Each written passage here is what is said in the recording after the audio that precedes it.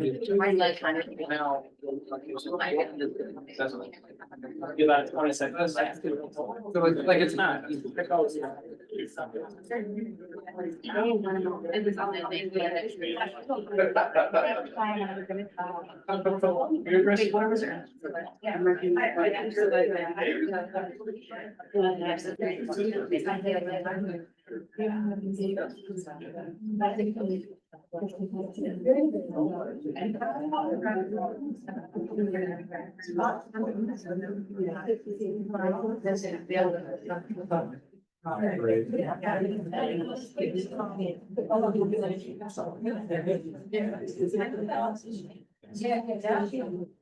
All right, I call this meeting to order.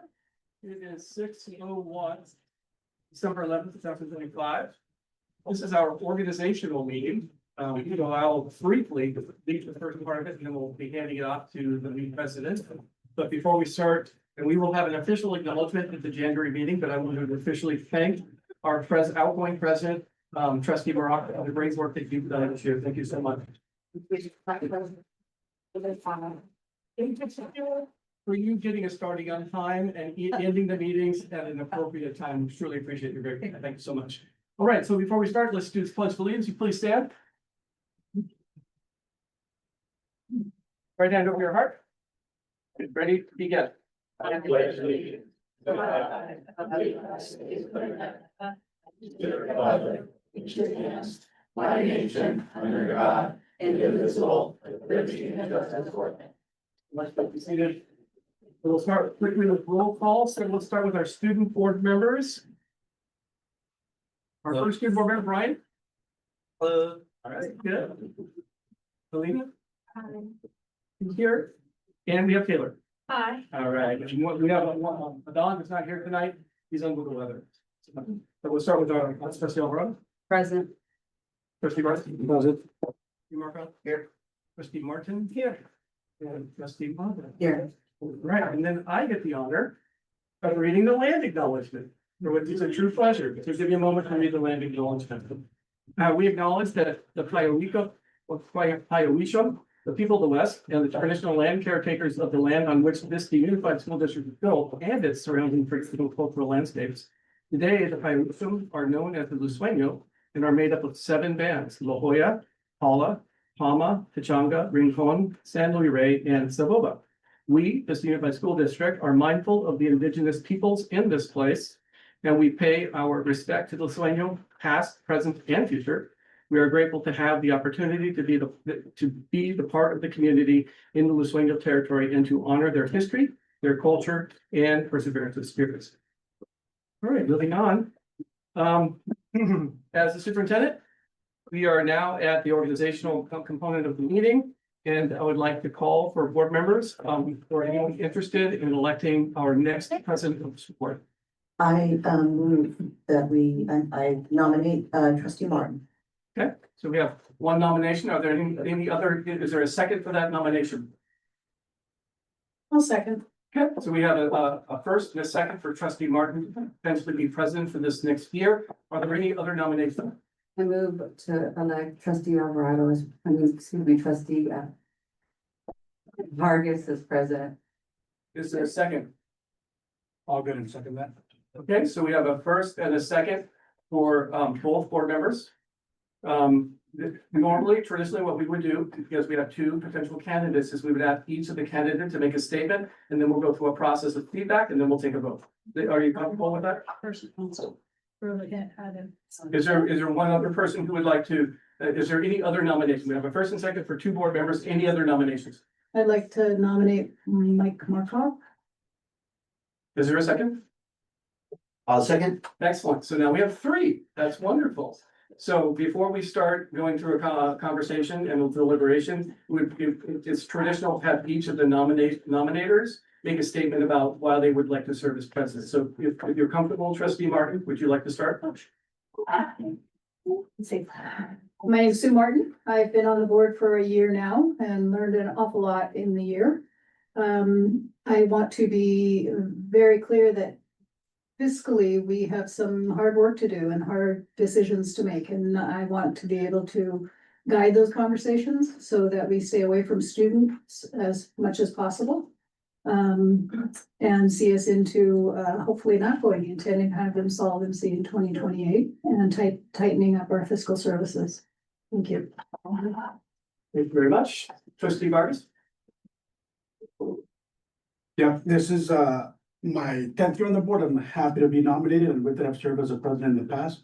To my colleagues, as we look at 2026, there's a couple things that I'm seeing, first of all, making sure that we are fiscally stable as a district. I've been on this board when you have to make those budget cuts and making sure that, we are solvent and good with the county and good with the state. Those were tough decisions, but we engaged community and stakeholders to make that happen. In addition, I see crumbling infrastructure as one of our needs. And so as we look at our facilities, looking at potentially a bond and making sure that we can unify our community behind that, because ultimately our students are the ones that are impacted when we don't have facilities that are crumbling, but also put our students at risk. And lastly, making sure that we get our fair share. I'm proud to serve as the president of the San Diego County School Boards Association. I go often to Sacramento, lobby with the local state elected officials, making sure that we bring resources back to this beautiful and be an honor to serve as your president once again. Thank you so much. Trustee, Markov, yes. My name is Mike Markov. I am new to the board 1 year and I feel like I've learned a lot. My sole purpose here is to make sure that and fight for a win for Vista. And that means for the district, for the teachers, for the students. And that's why I am here present and I will give you my best vote as I can. I will also treat my colleagues fairly and with respect, and that's so you're gonna have someone from me that I'll make sure everybody's voice is heard and represented. Thank you. All right, very good. So, yeah, go ahead. As we now have 3 nominees, I'd like to withdraw my nomination. Okay, if you're comfortable with that. Mhm. Excellent. So the process we would normally go through right now is we go down the row, starting with whichever board member is comfortable, just to kind of speak your thoughts about where we are with this election before we take the vote. So would you, Ms. Morocco, do you want to start? Sure. Trustee Markov, I think that, I feel most comfortable with you. You have been always here on time. You have always put kids first in all of your dealings, from what I've seen. Even though we've disagreed on certain things, I do think that, you would be a very good peacemaker for this board, a unifier. So I would, be supporting you. Thank you very much. Trustee Martin, would you like to go next? Trustee Markov, I also agree you're very balanced in your, and very, supportive for some of the movements that we've been trying to get going here. And I also think that you are learning a lot. I've watched over the year and you're learning a lot. And I think that new leadership is always good for a board. And so I think you would be the one to lead us. Thank you. Thank you, Trustee Martin. Jumping over to Trustee Alvarado. Sure. I want to echo, my colleagues' comments about Trustee Markov. I respect the tact and decorum and the manner in which you engage with us and the public. But, I nominated Trustee Vargas because I think in these times, these difficult times with declining enrollment, with infrastructure that is needing a lot of repairs, experience matters. And, relationships with, our state, county, city officials, federal officials, all those relationships matter, being able to lobby on those levels to get resources here to Vista. And as such, Trustee Vargas has done that work and he's led us through the pandemic. He helped us through Measure LL, and that all those findings from everyone who makes sure that we are doing things legally, equitably, in a transparent manner, have come back in an excellent way. So he has the resume, the experience, and the relationships that are needed to do so. And he is also a person with tact and respect. And so in that manner, he has relationships all over, not just with fellow trustees, but with community members, students, families, and people who we need to be in contact with to get resources here to Vista Unified. Thank you very much, trustee Alvarado. And then our two candidates, your last statements, we start with trustee Vargas. Yeah, once again, I think the experience as we head into this next academic year, or this next fiscal year. Really is important to me in making sure that, ultimately this board moves forward. The worst thing that can happen is when you have boards that are dysfunctional, and that does happen across the state, and they get taken over. Not to say that my colleague trustee Markov is gonna, lead us in the direction. I think he's a great candidate. And any one of us would be good in this position. I just happen to have the experience over the last 9 years. But look forward to the election. Very good. Thank you so much, trustee Vargas. Trustee Markov. Yes, again, I respect your, experience, trustee Vargas, and thank you, fellow trustees for your compliments earlier. I would hope you would understand that I would still rely on your experience, even if, I happen to end up as the president. So that's, you're going to be a part of this board moving forward, no matter what, and we're all here together, the 5 of us. And, our voices will be heard, and we will have each a vote as decisions are made moving forward. So, I'm comfortable with that, so. Thank you so much. So real quick, before we take the vote, I just want to double check with the board members. Do you feel like you'd like to do one more round of comments? I'm good. Is everyone comfortable? So the vote is simple. You can only vote once. And the president would need to have at a minimum 3 votes or more. And so in no particular order, we'll call the vote. So all those interested in trustee Markov being president, say aye. I, And we have 3. So we're not going to call for trustee Vargas because we have 3. So congratulations, trustee Markov. You are now the new president for 2026. We're going to have a little bit of musical chairs, so be patient with us, those of you in the audience. Going to happen 2 more times. oh, and we gotta don't forget your nameplate. Yep. We're just.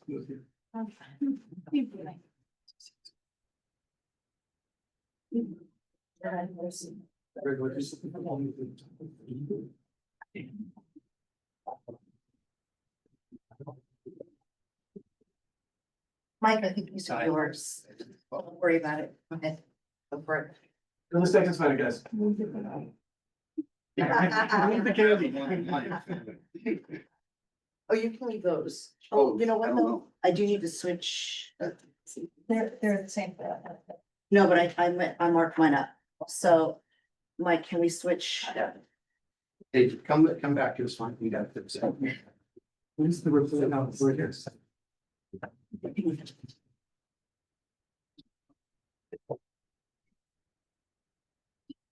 I think that's the same for everybody, isn't it? It is the same for everybody. Okay, so-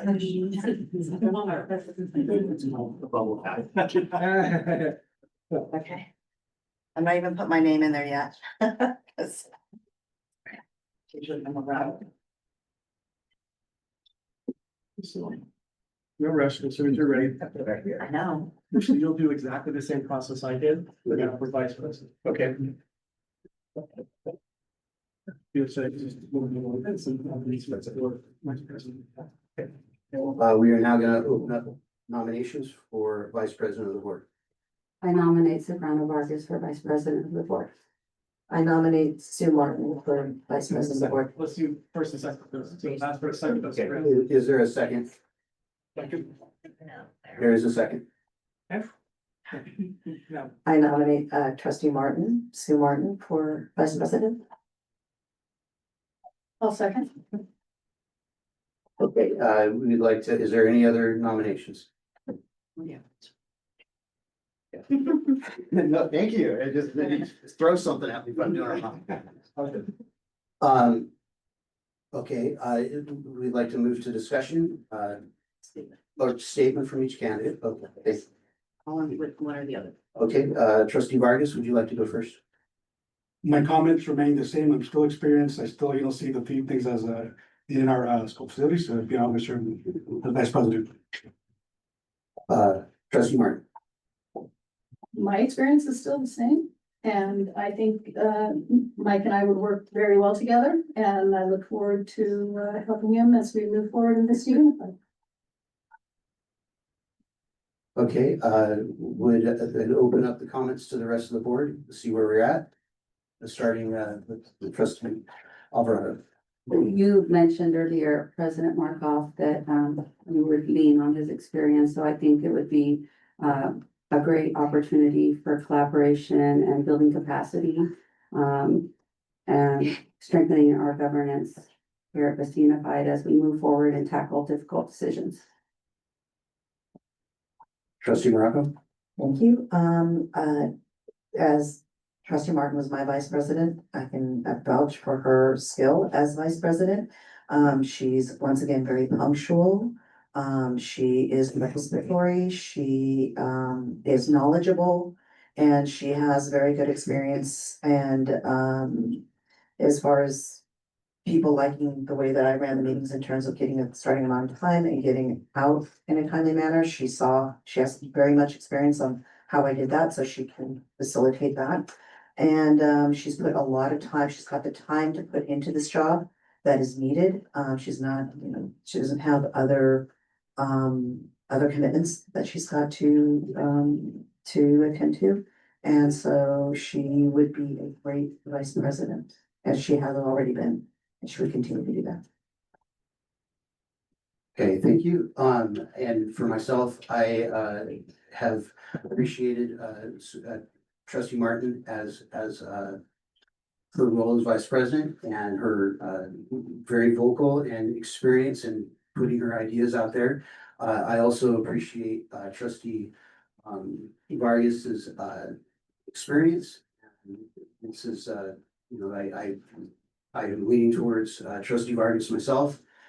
Just for this year annual cycle, and that's where we're at with that. Is there a statement that each candidate would like to follow up, a last statement?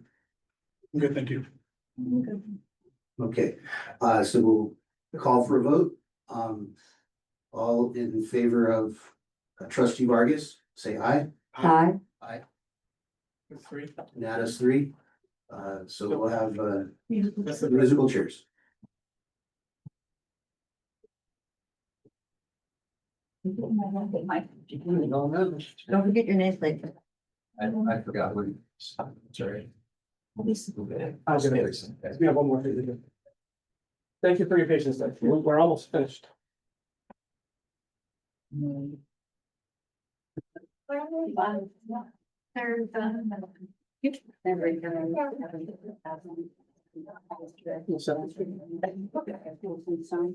Board bylaws, Okay, similar process for clerk. Yeah, some do, written in their board. Okay, trustee Martin, are you prepared? Okay, I didn't want to rush you. Okay, okay. Okay, I will entertain nominations for a board clerk. I nominate trustee Alvarado. Second? Are there any other nominations?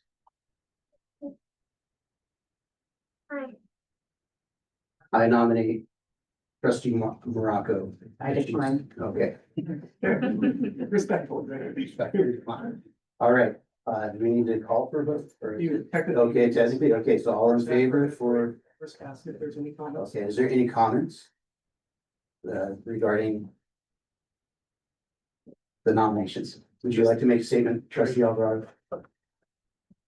I will do anything needed to help this district move forward. And if that means being a clerk again, which is a wonderful job, you get to sign all the documents, then I will do so. But I love this unified. I love my students here. I always say I have about 18,000 kids here in this unified and one at home who's 30, and then 24 in Escondido. No, but I'll do anything, and being the clerk again is fine. I actually learned a lot doing that.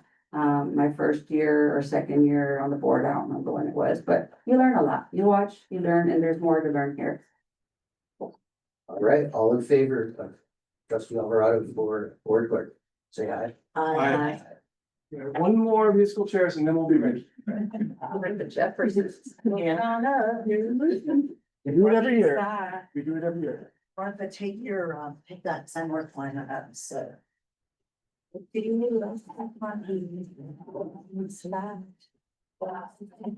Morocco, do you want me to put your, hand tag in? I have it in my hand. Okay, you good?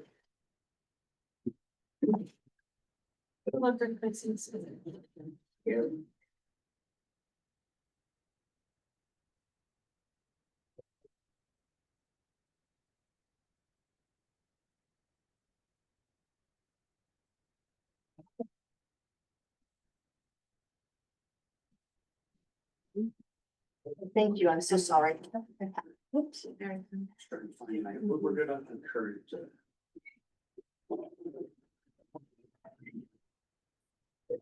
Okay, right here on the agenda, so you're gonna say. I'm just gonna, I'll be here before and after this, in closed session, if you're gonna say right, that's okay. We're gonna read these. Okay, next item is report out from closed session.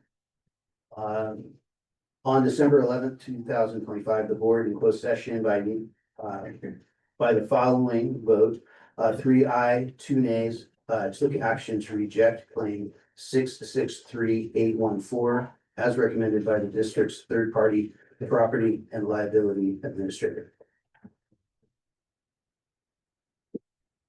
Moving on to item 5A.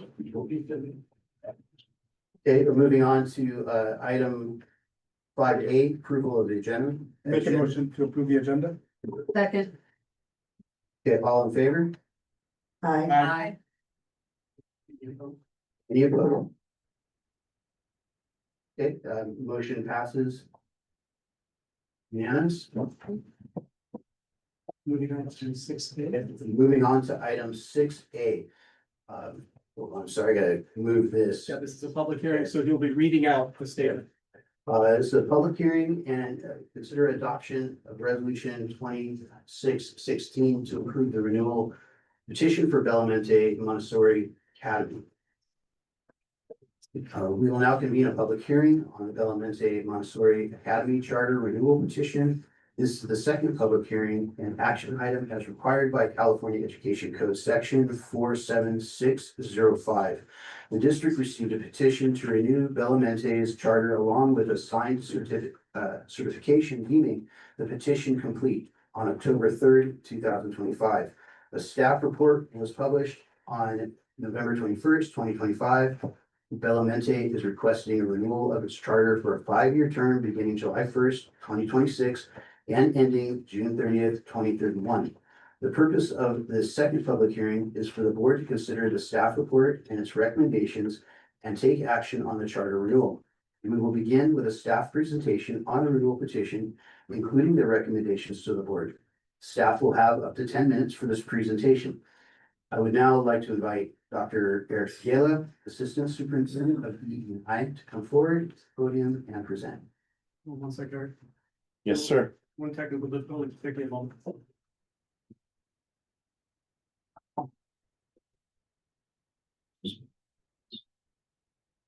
We are ready.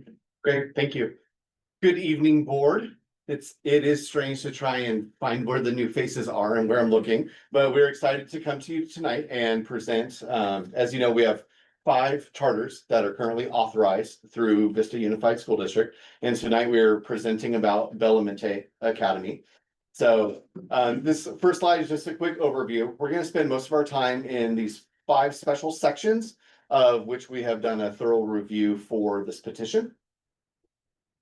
So our review process, we spent a lot of time. I'd like to shout out to Kelly Fleming. She's taken a lot of the lead on this for us, and everything has been run through legal counsel. So we feel really good about where we're coming to you with a recommendation tonight. So the petition was originally submitted on October 3rd. So a lot has happened in that time. We're now almost in the middle of December and we're following all the state guidelines that are outlined in Ed Code. So there's several important areas that we want to focus on and that we are legally bound to review when reviewing a charter petition, whether that's a new petition or a renewal petition. And so you can see here, the first area is around the educational program. And so we feel really that Bellemonte offers a very sound academic program. They're a Montessori charter school. That's a great because in that educational program, it's one of the only free Montessori programs and one of the highest quality Montessori programs in the region for families, and especially where it's located. In Vista is a great opportunity for, as you'll see later, a very diverse demographic of students. And so academic program achievement. So Bellemonte had a fantastic year last year. Chronic absenteeism, fantastic. ELA scores went up, math scores went up. We're trying, I don't know where, there's Aaron, trying to find something wrong with you. They're doing great. And so the state of California in how they rank sort of the naming of charter schools, it's called a mid-level. And so they're doing everything right. They have systems in place and they're offering a sound educational program for our community. There's a lot of minutia within the state law. And so there are actually 15 required elements that we have to go through. And on those, we just want to let you know that we did go through all 15. We didn't want to take the time in a board presentation for that because they do all meet the legal standard. For governance and organization, I know governance is something that we've discussed, especially in the area of charter schools recently. And Bellemonte does have a very sound governance and fiscal standing. And so they do operations the right way. They comply with Robert's Rules, the Brown Act. They file Form 700. And so they're compliant in doing everything that we ask them to do. And same with physical. So our physical team was able to go through, do an audit, and everything is right, everything is fair. Public money is being used adequately and appropriately at Bellemonte. And so there are some areas, and actually these, to be honest, are a little bit nitpicky probably, because we always want to improve, and the charters that we give oversight to, we're always looking to make sure that they're, always improving, as we're always trying to improve too. So there's 3 things specifically that if you vote to renew the charter, that's on you. There are 3 things that we're going to ask them to attend to. The first is in their educational program, so in their admissions and policies, there is language, and it's not mischievous language at all, but there's language because it is a school of choice around things such as Montessori education may not be for everyone, or if this is the right fit. And there's nothing wrong with that language, but we would like to work with them on the language so it doesn't seem like anyone is being uninvited or unwelcomed into the learning experience. The second is we need to, if you go back for us real quick, thank you, Dr. Dwell. The second is around suicide prevention policy. There's some language that we just need to clean up to be compliant with the state because things have changed around that language. And then the last is around admissions and their lottery procedures. So they state that the lottery will be held in public, but we would like more specifics given out every year to the families, like time, place, how you're notified, things like that. So just some small tweaks that we like to work with Bellemonte on. But again, they're running a great program. As a 25-year member of USD, I'm proud to have them as a partner with Vista Unified and what they're offering our families. And so there is both no legal reason why staff wouldn't recommend for renewal, but there's also no reason why we wouldn't renew. So I think there's 2 things there. There's the philosophical, like, how do we think about things? How do we have really deep discussions around education and kids in our future? And then what are the legal things? So on either case or either side of that, there's no pause that staff is giving to you to not renew the charter for Bellemonte. And so we, later in the evening, there will be a vote for this. And I believe you have more script to The read. vote will come up as an action item later. Yeah. Let's finish your. Oh, this is what it says. Thank you, Dr. Shigella. You're welcome, President Markov. Thank you for your presentation. At this time, The charter school has an opportunity to respond to staff recommendations. Representatives from Belmonte Montessori Academy may now address the board. Individual speakers shall be allowed 3 minutes to address the board.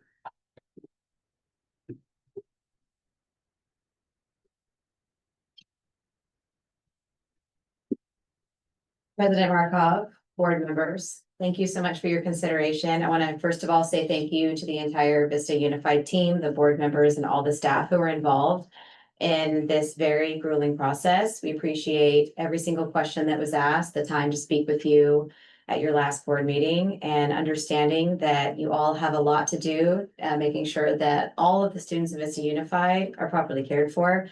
And it means a lot that you took the time to take a look at everything that we are doing.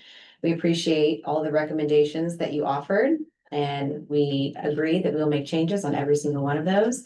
And we agree to present those within the timeline as requested by Vista Unified. So I just want to thank you very much for your consideration this evening.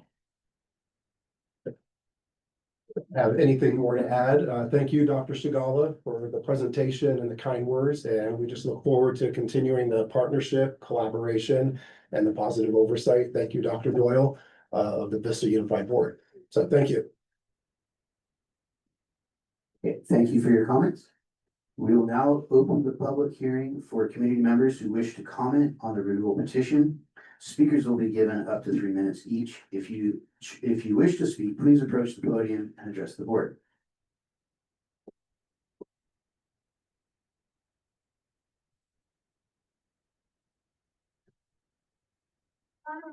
Okay, thank you for everyone who shared your comments. Public hearing is now closed. Yeah, you guys are good to go. Okay, guys. Say it again, you say we're gonna reopen the meeting. We're going to reopen our meeting.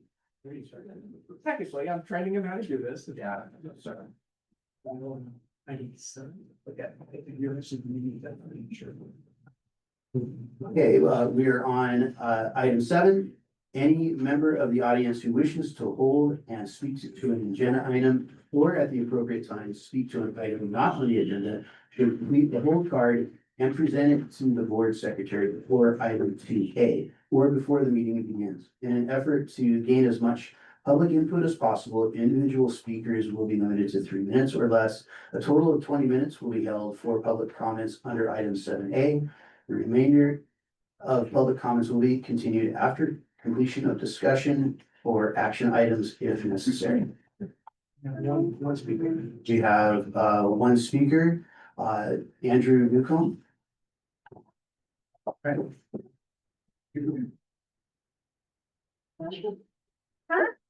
Good evening, members of the board. My name is Andrew Newcomb. I'm a Vista Unified School Psychologist. I'm speaking on behalf of our Vista Unified Psych team. First of all, I want to thank the board for considering our significant need for school psychologists. We appreciate your willingness to address the needs of our students. I'd like to drive home the urgency of that need with some numbers that show why this is so important. As you may be aware, between the 2020-21 and 2023-24 school years, the percentage of students in Vista Unified receiving special education services went from 16.7 to 19.1. We projected out that this year, that's almost 21% of our students were identified with IEPs, learning disabilities, more than 1 in 5. So that means over the last 5 years, we've had 800 more students with IEPs than we did at the beginning of the 2020-2021 school year. My site, Roosevelt Middle School, 25% of our student body, that's 1 in 4 of our students receive special education services. So that means we have an increase in assessments. We also have an increase in counseling, more behavior intervention plans, more students that we support in crises, and more due process cases that we're involved in. Just at Roosevelt, we have nearly 60 hours of counseling for IEP services per month. My colleagues have spoken about one psychologist position that's currently unfilled, but that's not the only part of our team that's currently short-staffed. We are also down an ERMS counseling provider and a special education supervisor. Our ERMS providers see the students with the highest need for counseling. Often that's students who are trauma survivors, students with a history of suicidal ideation, suicide attempts, extreme behaviors. They're key team members as adolescent mental health problems continue to increase across the country, and our counseling services for students with IEPs continue to increase in the district. So even if the school psychologist position is filled, which it sounds like it may be, without a fully staffed ERMS team, many psychologists still will not be able to meet the counseling needs of our students. Our special education supervisors are an important resource for all our schools' IEP teams. They help us navigate difficult cases and guide us through due process. They help create procedures and provide oversight that ensures that one, students get what they need, and two, we're protected from losing due process cases. Our special education department needs to be fully staffed in order to support the increasing number of students who need our services. The unfilled school psychologist position needs to be filled, as does the ERMS provider and special education supervisor position. In light of the USD's commitment to equity and its support of our most vulnerable students, we ask that you fill these positions.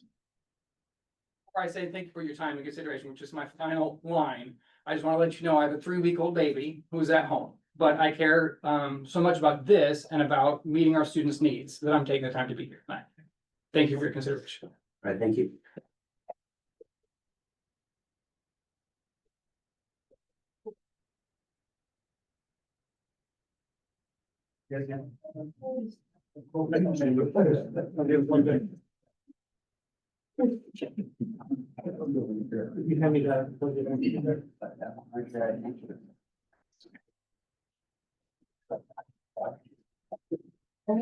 You and me.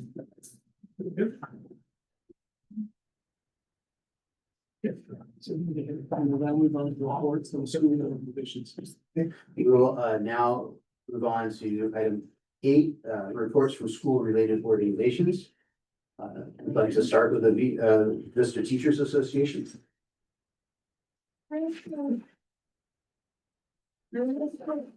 Good evening, board members and Dr. Doyle. I stand here tonight. Sorry, that's the wrong one. I've stood here before. Okay, let's try to do it. Good evening, board members and Dr. Doyle. My name is Kristen Childs, and I'm speaking to you on behalf of VTA tonight as our president, Carrie Avila, is at a conference. First of all, we want to thank the district for the MOU to provide teachers in Vista Unified with the opportunity to get compensation for extending their credentials to include a CTE credential. It demonstrates VUSD's commitment to providing multiple program options for students. We ask the board to approve this MOU tonight. Secondly, we want to thank the district for putting one psychologist position on the agenda for the board's approval tonight. This is a result of our psychologist advocacy and the district and VTA's collaboration to review psychologist workload data.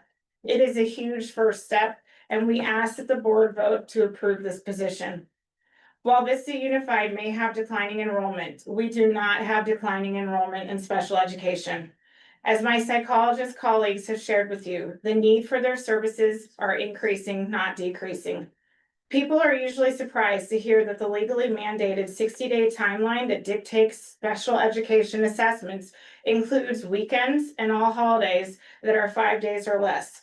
So for instance, while we all loved our Thanksgiving break, it did not stop our special education timeline. It just meant that our teams had a week less to complete their assessments. Like a tsunami, wave after wave of assessments keep hitting until winter or summer break when the timeline actually stops.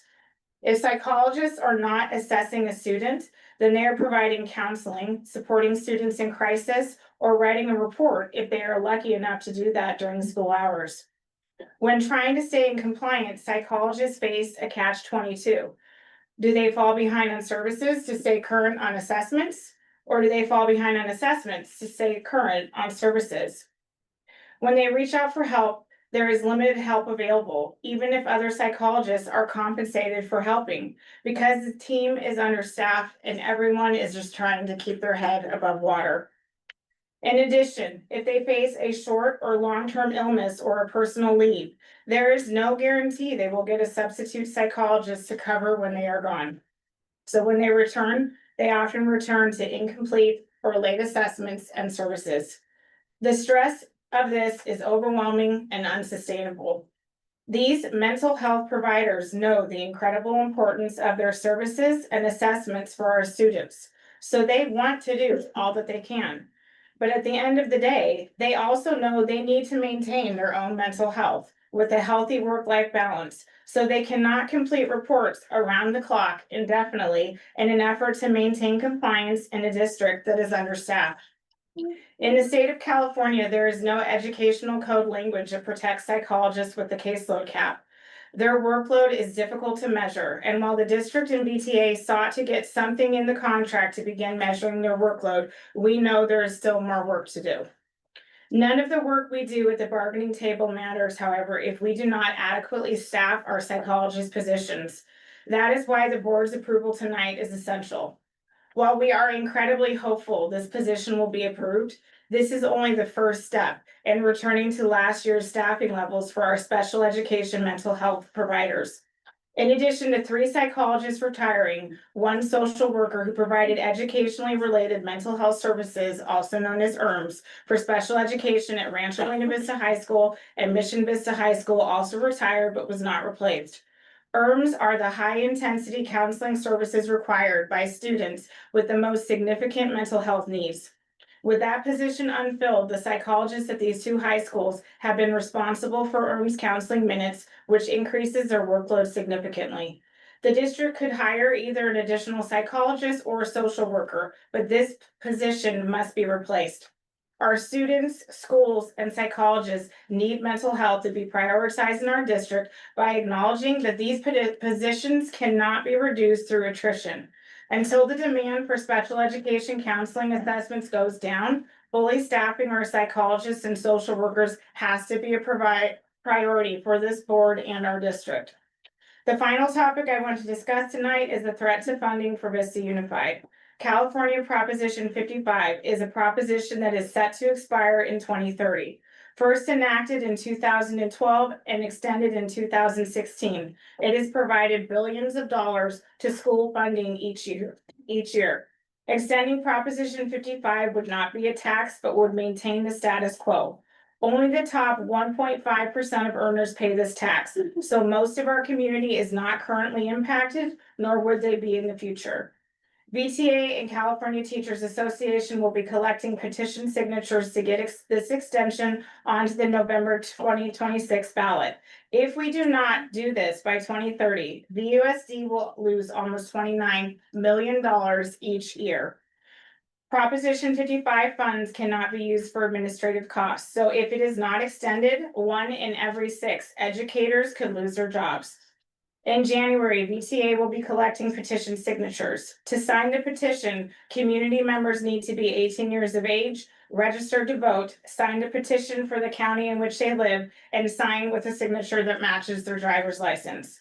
Please contact the VTA rep at your school so our community can work together to prevent these devastating cuts to our schools. Thank you for your time and consideration. I'd like to invite Marcella up for California School Employees Association. Thank you. Good evening. Good evening, trustees, Superintendent Dr. Doyle, student board members. I'm excited about today's report.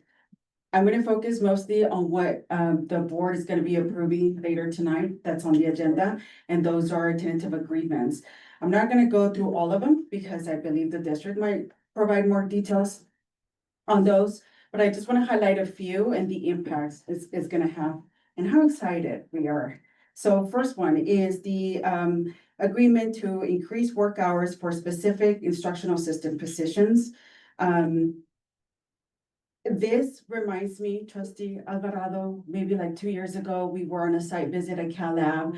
We're having a conversation, and the topic, one of those topics that we discussed was, what do instructional assistants need? And I said, they need more hours. And so I'm happy to say that within those 2 hours, within that span, we went from guaranteeing instructional assistants 6 hours work shifts to now, hopefully tonight, 7 hours. And that's what they want. They've been asking for this. So I just want to acknowledge that, right? Because it's progress and it's momentum that we need. The other agreement is new instructional assistant classification positions. This is going to be combining instructional assistants in the classroom with the before and after school program. And this is key because these positions are gonna be, guess what, 8 hours. Awesome, right? Another way to retain our employees, giving them more opportunities to apply and stay within Vista Unified. Not only that, but I think students will benefit, obviously, right? Because there's gonna be consistency. There's gonna hopefully in the long run be either less or even no contract agencies, coming in to provide support to our students. It's gonna be our own employees at Vista Unified who know our students better, that are gonna be working with them in the before and after school program and in the classrooms. And I'm sure teachers are gonna love that. Another one is increasing hours for our child nutrition services workers. That's another job family that have requested for more hours. They are eliminating a few of the 3.8 shifts, which means that they want to increase more employees to be eligible to have health insurance. And so the more that employees we have in our health insurance, the stronger pool that we are. Another one is, this has been for a long time coming. So 2024, I remember talking about the job classification study.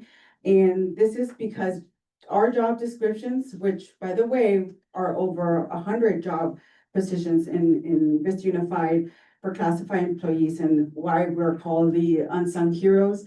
Because you may wonder, why I see teachers, I see office staff. Well, we're more people that exist behind the scenes, working to support students and our families. These job descriptions need to be improved every 4 years. We've been long overdue to improve many of these job descriptions. So there's gonna be, the one specifically I wanna highlight is instructional assistants. Tonight you're gonna be improving the job family for instructional support only, again, only instructional assistants. And why I wanna highlight it is because their concern was making all instructional assistants do toileting or diapering, regardless of whether they were working with special or students with special needs or not necessarily like academic only, but everyone was going to be responsible for doing that. They were very concerned because they said, I didn't apply for this position for that reason, right? Like if that was the case, I would have specifically highlighted to support this group of students and so forth. So I'm just happy to say that we came to an agreement where they're happy to vote to move forward and present it to the board tonight. Another one is the task force to discuss the use of artificial intelligence in the workplace for classified employees. As students, you probably are familiar that there's guidelines for you to use, but there was no discussion about classified employees using AI in the workplace. We know it's being used, but what are our guidelines, right? Because we have our own guidelines, but we need everyone in the school board administrators to know what guidelines that we're following that need to be respected and agreed upon, right? And have that mutual understanding, because we are a human-centered organization or business that's digitally enabled. Another agenda item quickly I want to share with you or discuss is the Classified Summer Assistance Program. Tonight would be the third year that is coming to you, presented to you for approval. In the past, I've said this is a good thing. Classified employees want this. But tonight I want to share 2 examples of members have expressed how beneficial it's been for them. One is member Sylvia Oxley. She expressed, when July came, she said, I felt very blessed to have this money because it felt like I was being paid back for all the hard work and dedication I gave to Vista Unified all year long. So she was very grateful to be able to have that money that was saved up for her and provided to be able to pay it back her credit cards. Another member said, I was very helpful to get this money during the summer because it allowed me to save up without necessarily doing it on my own. She said, it's always been difficult to save every month, anticipating what summer's gonna look like. But if I'm being put away money, for me, then I know I can expect that. And so both were very grateful and really want to acknowledge the board for their support. And last, we will be celebrating our members, next week with, end of year, recognizing our retirees, retiring this month in December. So we will be extending an invitation to each one of you. Thank you so much.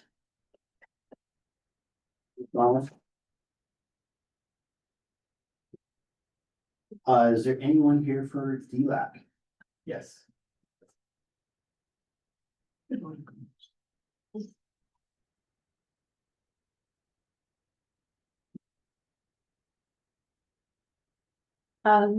Buenas tardes, estimados miembros de la mesa directiva. Felicitaciones al señor Mike por estar al frente de la educación de sus estudiantes. Asimismo, felicitaciones a Cipriano Vargas y espero que este ciclo escolar pues, lo pueda ver trabajando por y para los estudiantes. La actualización de DILA para la mesa directiva. DILA realizó una junta oficial el lunes 17 de noviembre y se cumplió con el quórum de 15 escuelas presentes de 22 escuelas representadas. Los temas discutidos fueron el plan maestro del desarrollo de idioma inglés, la carta de notificación anual para aprendientes de inglés y los programas de adquisición de lenguaje ofrecidos en el distrito de Vista. La presentación de datos de LPAC se pospuso para la próxima reunión por falta de tiempo y de esta reunión las recomendaciones que traemos son las siguientes. Como número 1, tenemos una carta amigable para padres con información anual, además de la carta regular para explicar el proceso y los programas. Bajo este número tenemos un punto que sería un taller para padres para comprender la información incluida en la carta. Número 2, aumentar los programas de doble inmersión en el distrito escolar. Número 3, ofrecer presentaciones con materiales que expliquen los dos programas, ya sea el tanto de adquisición de lenguaje y en qué escuelas se ofrecen programas de doble inmersión. Número 4, aumento de personal en las oficinas principales de las escuelas para enfocarse en información para los estudiantes aprendientes de inglés.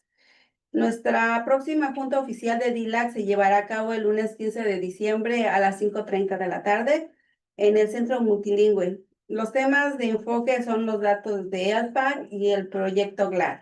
Esperamos ver en nuestra junta al representante correspondiente de la mesa directiva. Good evening, esteemed board members. Congratulations, Mr. Mike Marco, for being at the front of the education of our students. Also, congratulations to Cipriano Vargas. I hope that this school year I will be able to see you working on behalf and for our students. DLAC's update for Vista Unified School Board. DLAC conducted an official meeting on Monday, November 17th. Quorum was met with 15 out of the 22 schools represented. Topics discussed were the ELD master plan, annual EL notification letter, and language acquisition programs for English learners that are offered in Vista Unified. The LPAC data presentation was postponed until the next meeting due to lack of time. From the meeting, we have the following recommendations. Point number 1, a parent-friendly letter with annual information in addition to regular letter to explain process and programs. Under number 1, we have a bullet point for parent workshops to understand information in the letter. Number 2, increase dual language programs in the district. Number 3, presentations with materials that explains the 2 language acquisition programs and which schools have dual immersion programs. Number 4, increase personnel in the front office to focus on information regarding English learners. The next official DLAC meeting will be held on Monday, December 15th at 5:30 at the Multilingual Center Room F. The topics to be discussed are LPAC data and Project Lab. We hope to see in our meeting the corresponding board member representative. Thank you. Thank you. President Markov, may I ask a clarifying question to the ELAC? Sure. President? Sí, quería saber, si hay escuelas específicamente que están pidiendo doble inmersión, si ustedes tienen una lista con interés de los padres. Realmente en la junta que tuvimos,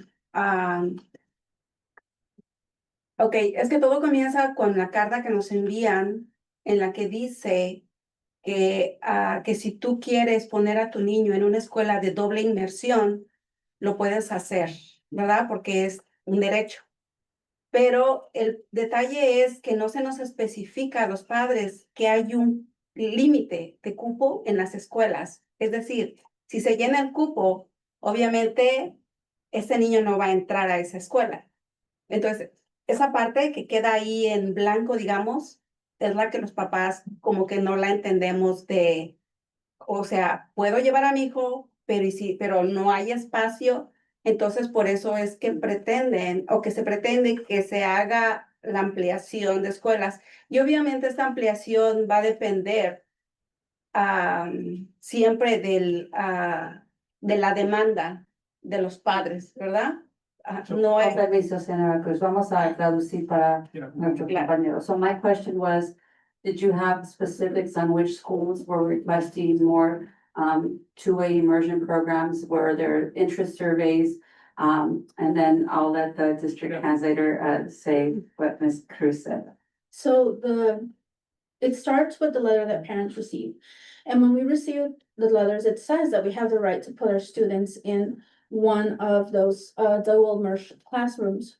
But what's not clear to us as parents is that there is a certain limit to how many students can be at that site. So when the site gets filled, then some of those students will not be able to qualify. So there's that part that doesn't get cleared for us as parents to understand. So when we say that we want it to be expanded, it's more like we want to see, depending on what the requests are from the parents, but we would like an expansion so that more students can be in the programs. Gracias. Dr. Doyle, can we follow up on that Friday letter, Yeah, please? we'll follow up. Gracias, Ana. We'll now move on to action items. Okay, we're going to move on to action items. This is item 9 in the agenda, 9A. Approval of the first interim report for the 2025-26 school year. We have a presentation. We have a presentation for that.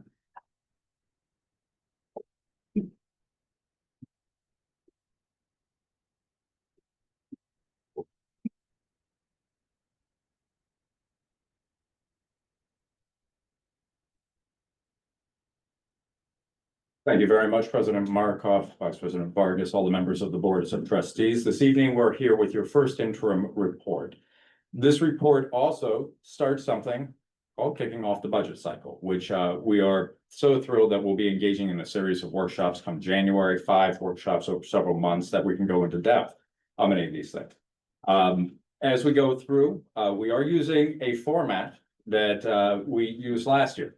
And it's worth noting, as we adopt this format, that this was kicked off by Trustee Alvarado some years ago. We actually had a first interim report that was about 45 slides, 60 slides long, and she had us run it in, and then it was extended by Trustee Morocco as president. So we had handing off.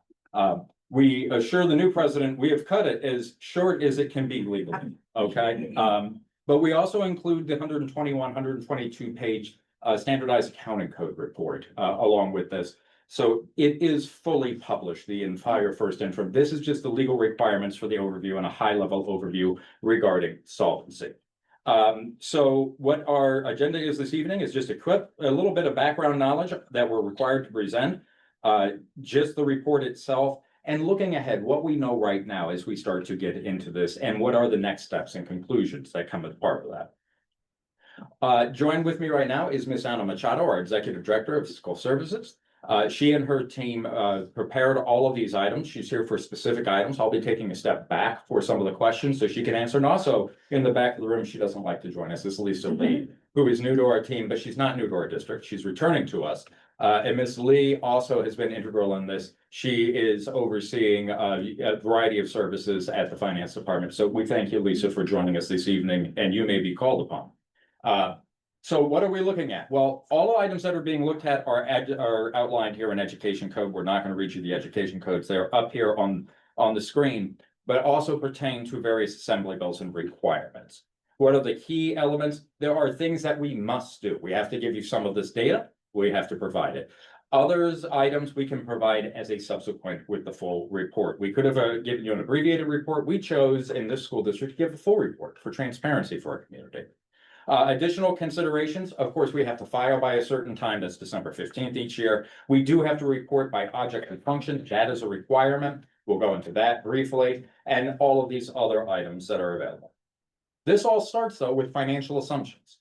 Assumptions aren't necessarily facts. That occurs at the end, along with actuals. Budget is a theory, it's not the actuals. Actuals are at the end. But the assumptions are items that are presented to us. So there are our financial assumptions we're working with. The cost of living allocation is specified by the federal government, state government. We don't make that up. That's what's told to us, right? I know that Trustee Morocco is nodding along. She was part of a financial course. They were talking about this. There's a lot of assumptions that go along with this. There are also things that we have to work through with assumptions as well. We have all sorts of data reporting systems, and we have some exciting news to report with this, including the fact that our unduplicated pupil percentage, our numbers are up in this district for reporting, meaning we're getting more accurate reporting than we've gotten in the last few years, and that does lead to some stabilization of finances. We also saw a number of other things come through. We're finally able to report on new student block grants, other things we couldn't report upon at the initial budget because we weren't guaranteed them at the time. We can always report upon what's guaranteed. That includes that $5.3 million for that block grant, but we also have an increase in ELOP funding. Now, these funds can be a little more complicated. These are restricted funds. We have to spend them in a specific way. That oftentimes means that we get them in 1 year, but we're expected to expense them over multiple years. And that can be really difficult, right? So if you get $17 million, but you're expected to expense it over multiple years, it can be confusing because you have to account for it every year. So it looks like it's sitting there. Also, for resolutions, we have a resolution that was passed on the reduction of 13.1 million. We also have various increases that we've noted in special education budget. We heard a bit about that tonight, regarding gradual removal of one-time dollars and other items. But I also believe we're at an hour, if that's what you were looking at. Yes, any students here that, it's now 7 o'clock, you are released. And there's gonna be someone in the back to sign your forms. They weren't here for my super cool presentation this week. So It might even not that much. I talked about I was ice, okay, sure. Students, if you could move yourself out of the room, we'll sign your documents outside of the room so we can move on with the meeting. Thank you. Students in the back, appreciate you coming. You can move out of the room so we can move on with our meeting. Thank you so much. The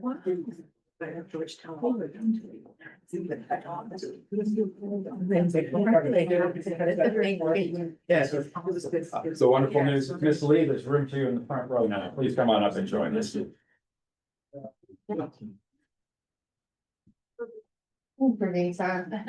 I have just, Thank you. if I can take 1 second, just to recognize how wonderful it is to be so dedicated to this district, that we could bring Lisa back from retirement. She was the director of North, close to San Francisco. Thank you, she's back. And we are very, very happy to have her. Thank you. Thank you, Lisa. Thank you. Yay, welcome back. Trustee Martin spoke to this last night at the retirement ceremony, that we have a high percentage of people that fail retirement in our business. This is actually a favor. So this is another failure. Slide 5, I won't go through in any depth. This is actually not a legal requirement. We do this for transparency. This is our 6-step method process. Many districts are similar, but we do go through an extensive process where we loop through several times to get confirmations from the county and others. That way, it's not just our opinion. So we do choose, instead of using just our internal systems and spreadsheets, we use the county system, so that way we can go back and forth and we can find different things within this. So we do include this for you. All right. So what does the first interim say? We introduced this slide 6 as a way of being a little bit anticlimactic. We're going to tell you what it says up front from a financial standpoint when we read it. So we are recommending that you accept. You're not approving, you're accepting the first interim report because we filed this with the county. This is just simply, where do we stand at this time? Things will change between now and January, February, and March. We'll update you on those changes, but this is where we stand as of this evening at this point in the agenda. And that's critical to note because you have other things on the agenda this evening and other items that will immediately change this. And therefore we'll have to report things differently on the second interim, all right? But the overall findings are critical. And I want to be clear about the overall findings. This first interim report finds that our district can meet our overall financial commitments for the multi-year projections at this time. That's a really fancy way of saying, based upon all of the board's actions, we are solvent, meaning we can meet 3% on year 3 at this time. Later in this agenda, you have other items to consider. It may change that 3%. But you passed resolutions for future reductions, and we're allowed to count those now. If you pass additional resolutions, we're allowed to count those. If things change, we will let you know as we proceed. So that's what that means at this time. The overview of indicators, resources declined by 71 million over this 3-year interim period. The beginning balance declines by 58 million. The expenditures declined by 9 million. Our reserves for economic uncertainty moved from 5% on year 1 and 2 to 3%. That is the legal minimum, 3%. And it's not 3.04 or 3.05, it's 3.00. It's right there down to the dollar. All right. Now, as we look for other items, the ending balances do decline over time by 61.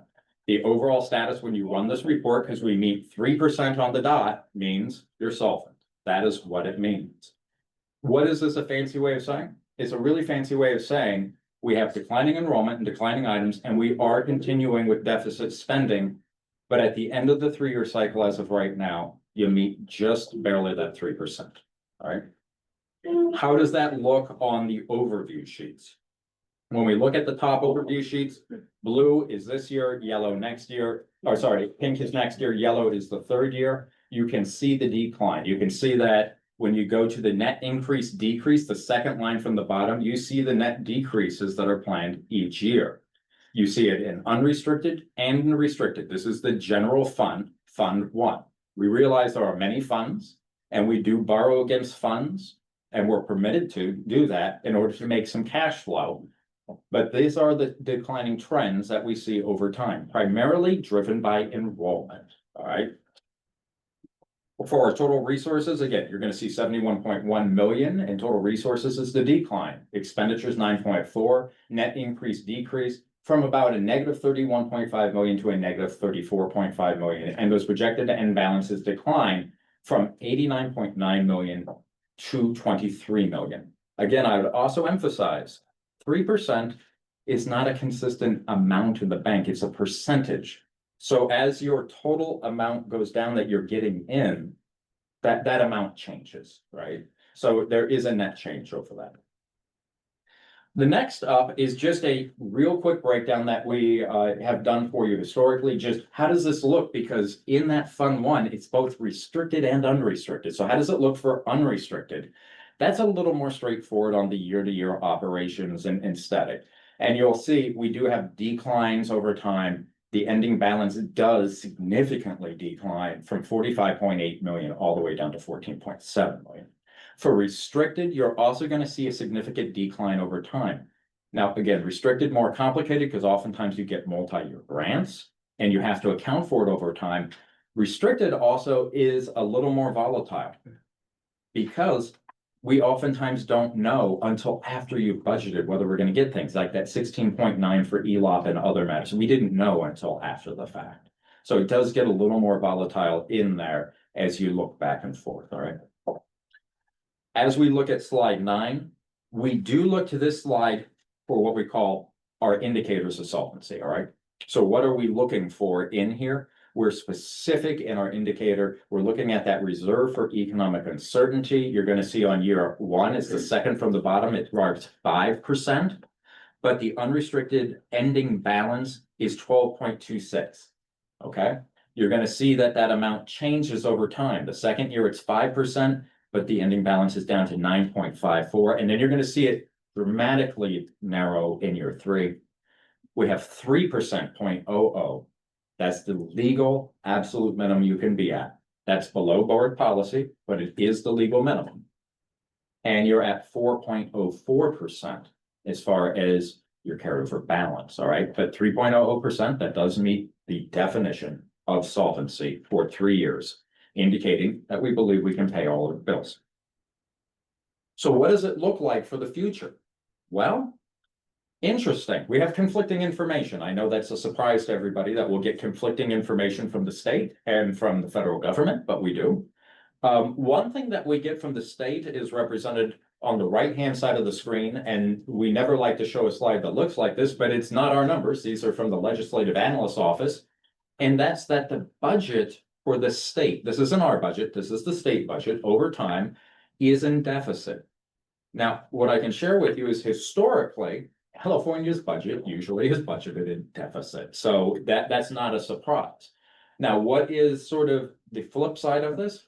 Well, Trustee Morocco, Vice President Vargas and I, we were in Sacramento. We were at the conference where we were getting state updates. The flip side of this is state revenues are actually up, not down. Up by $1 billion a month. I mean, it's actually quite phenomenal. There are a lot of different reasons why this could be. We're not going to get into any depth this evening because we have big budget workshops coming up for that. But one of the reasons for this is a little bit of the catch up because of something that happened before. If you recall, we had a horrible firestorm up in the Palisades, and Ventura and Los Angeles counties were allowed to file tax late. We really didn't know what would happen. We're seeing a lot of the tax revenues come in from Ventura and LA, and that's the single largest economic region in the state by one region. So we are seeing some extra funds come in there. A lot of us may be hopeful that we might get some extra funds. Our superintendent's incredibly hopeful. He came to me and said, does this mean that we're going to get money back from Proposition 98, the money we're owed? And I said, yes, we're definitely owed the money, but no, you're not getting any. And here, yeah, and here's our theory as to why. One, the way the state balanced this budget is they took out of the rainy day fund from Prop 98. And with the money coming in, they intend to reimburse into that fund. So it is accurate to say we are owed money. We are shortchanged according to Prop 98. That is accurate. But it's also accurate to say that the state is highly likely to use what they've done before as their mechanism of taking those funds and putting it back in the rainy day fund and then using those funds against the next budget cycle. That is, every political analyst that we were able to encounter was their sort of situational overview. Okay, so we're not trying to offset Dr. Doyle's hope. We're just trying to also to inject what the political situation is. Kicking the can over. They are kicking, yeah. So when we look ahead to these workshops coming up, what are sort of the big things we're asking, and it's not just us, we ask for county input and various advisors input. What do we think we should look at? The number one driver for budgets across the state of California, over 80% of districts at this juncture.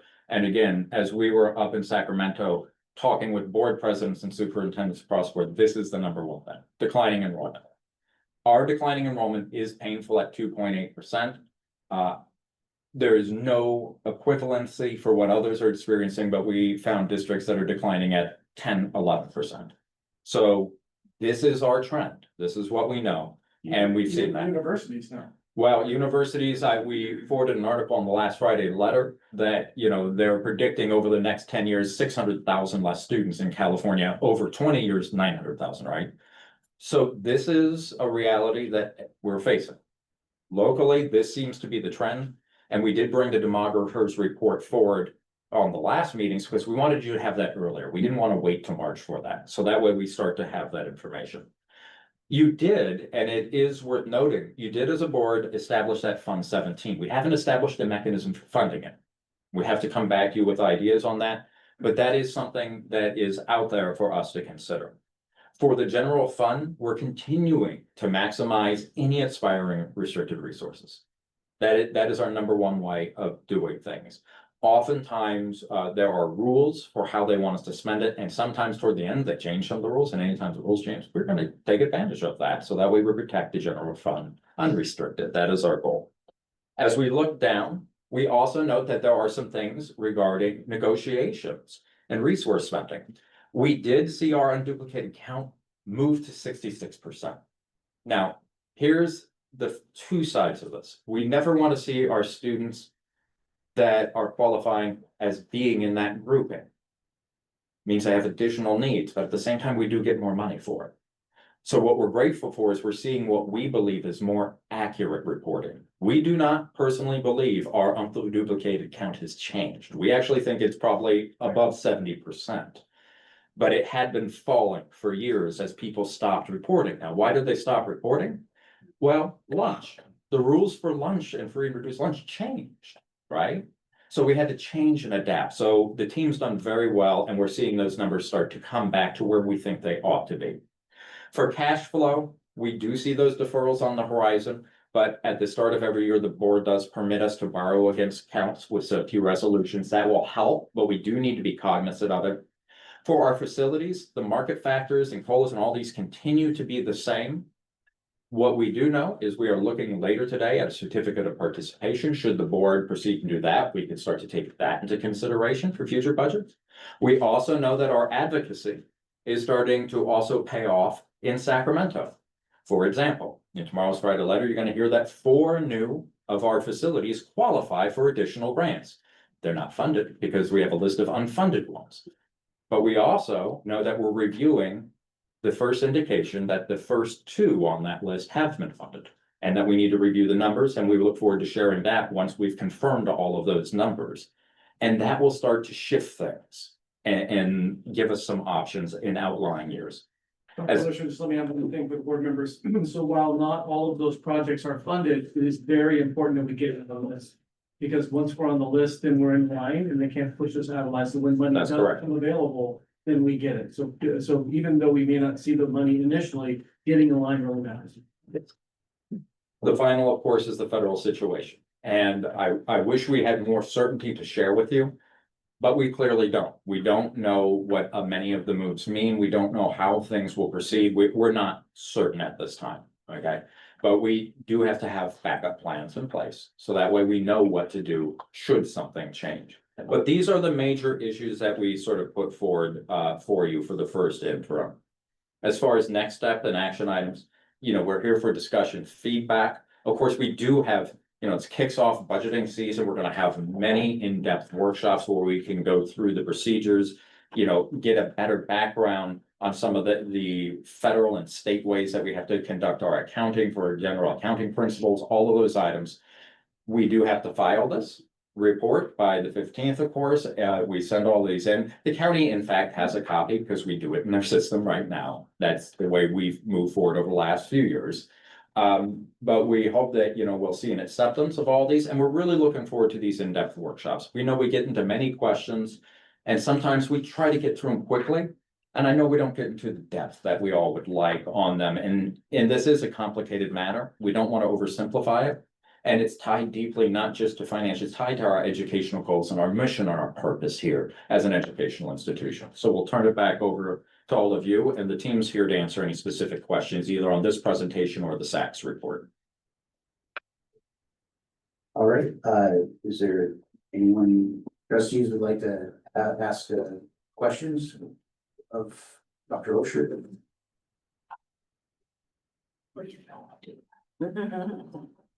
Not a question, a statement. It's on the opening background information.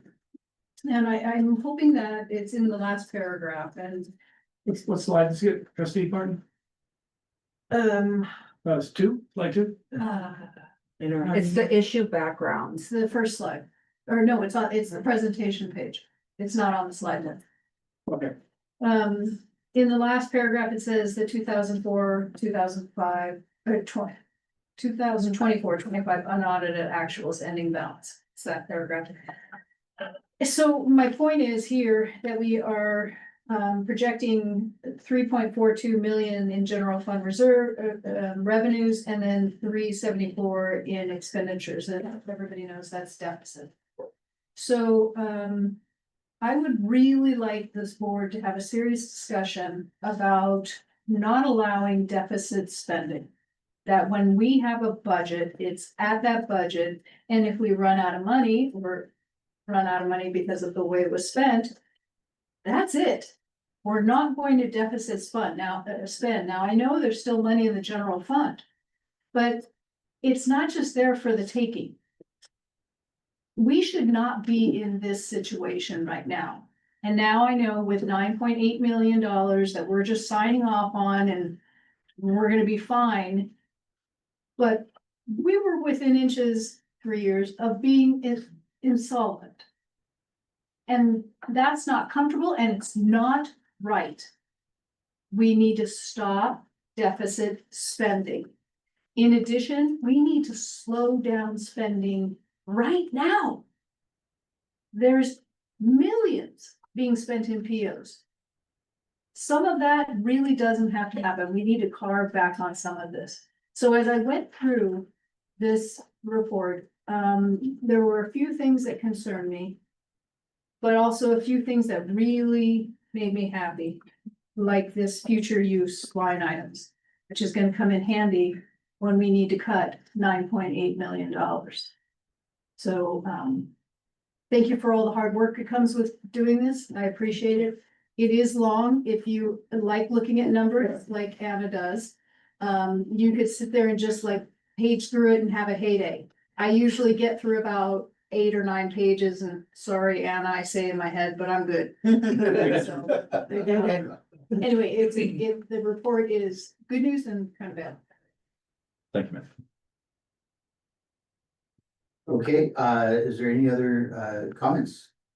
Yeah, I have 2 comments, but I wanted to just discuss the way the deficit funding, the projections went. We had a lot of money from the pandemic. It was like an unintended good consequence that was given, like the state had finally funded schools in a manner that they should have been during the pandemic. Because of that, we had funds that were in our coffers, you know, and we were able to utilize, you know, one-time funding grants to pay for things and save money. Amy Shackelford was our assistant soup at the time, and she's amazing assistant superintendent. But her team and they did that, and it was projected in that manner. It was planned only because we had, I mean, millions come in extra and we had never had access to those funds. So that's kind of been the plan with the deficit spending, and of course, the planning with our SERP as well, like that was all part of it. So in other words, we wouldn't have had those millions and millions in the budget and the reserves to utilize. But my second comment was and we're gonna have budget workshops, but you know, what, the gentleman who spoke to us, the psychologist, told us that, you know, our special education population has grown exponentially. And, you know, just like we have in the past budgeted for our facilities that are falling apart, that are crumbling, we should be budgeting for special education IEPs, extra, because it is an unfunded mandate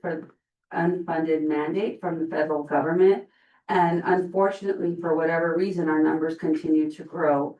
And it puts a demand on all of our staff that are serving them.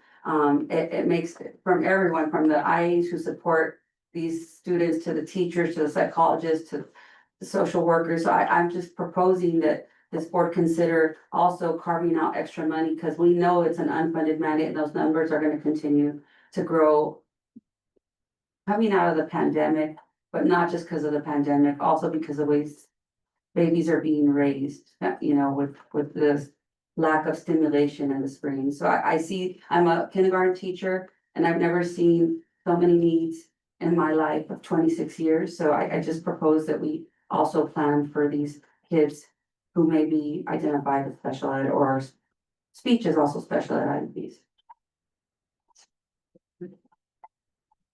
Yes, trustee Marco? Well, I'm glad you brought up about spend, because was a question that I was having is, I know that the city of San Diego, or I'm sorry, the San Diego Unified, I don't know if you've heard about the $237 million shortfall. Yeah. And they're claiming that they have not gotten enough sped funds from the federal government. Correct. I'm very concerned that we will find ourselves in that situation. So that's one thing. So I'm glad you brought that up so that I could make that comment, maybe a Friday letter, or I don't know if we want to do an agenda item.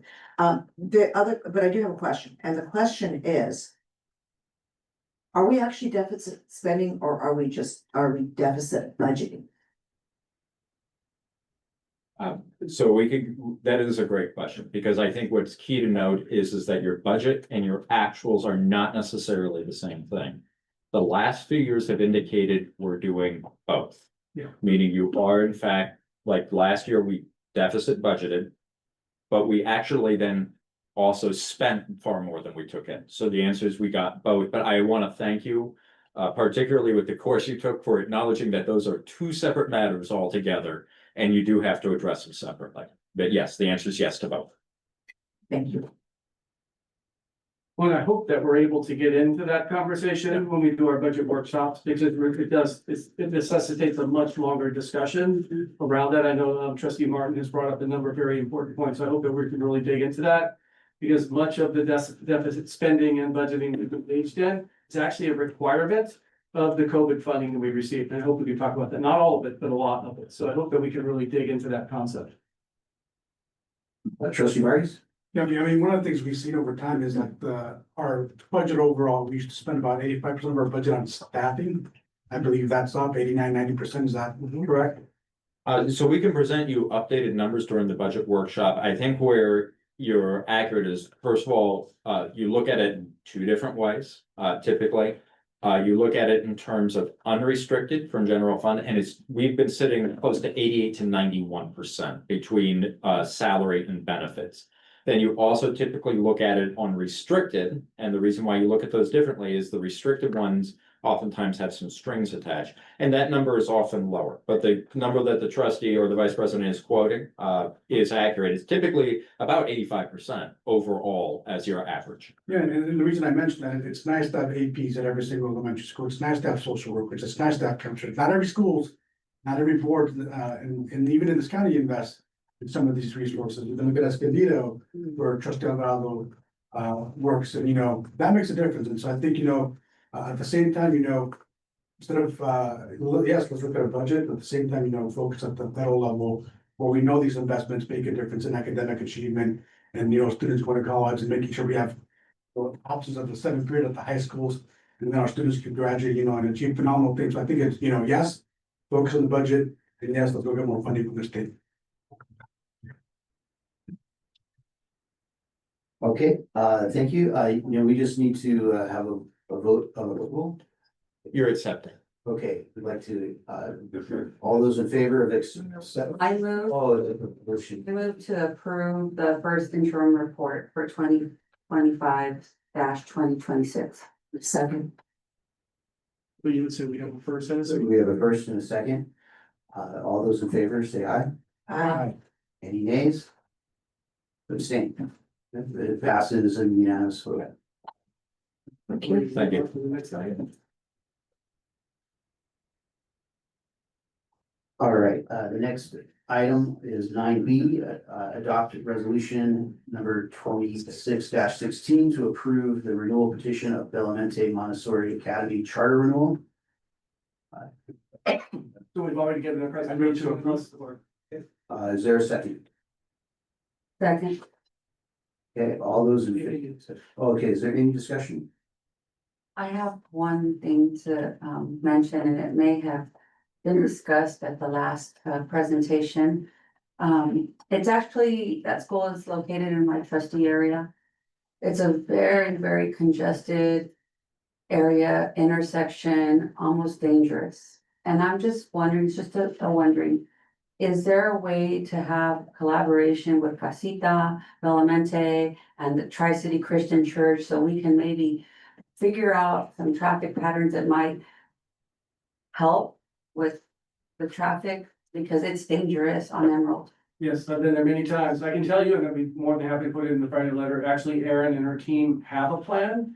I read it a couple of months ago and would be happy to share it with you. It is very congested, that's true, but they do have a plan. It works quite well, and they coordinate with all three of the schools. So there's their school, Belamente. There's right down the street, Tri-City, and then right across the street, there's Casita, and they have a plan for that. And I believe I'm correct in that, Erin. We'll put that in the Friday letter so you can see that plan.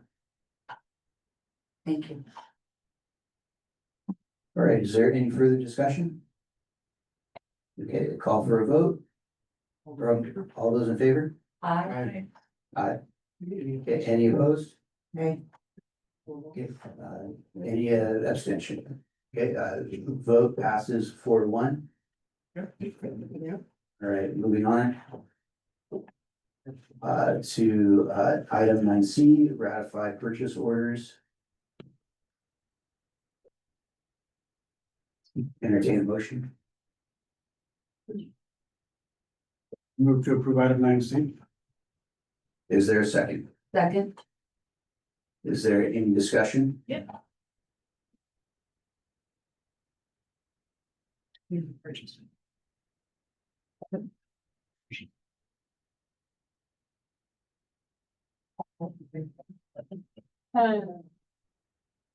Sorry. performance.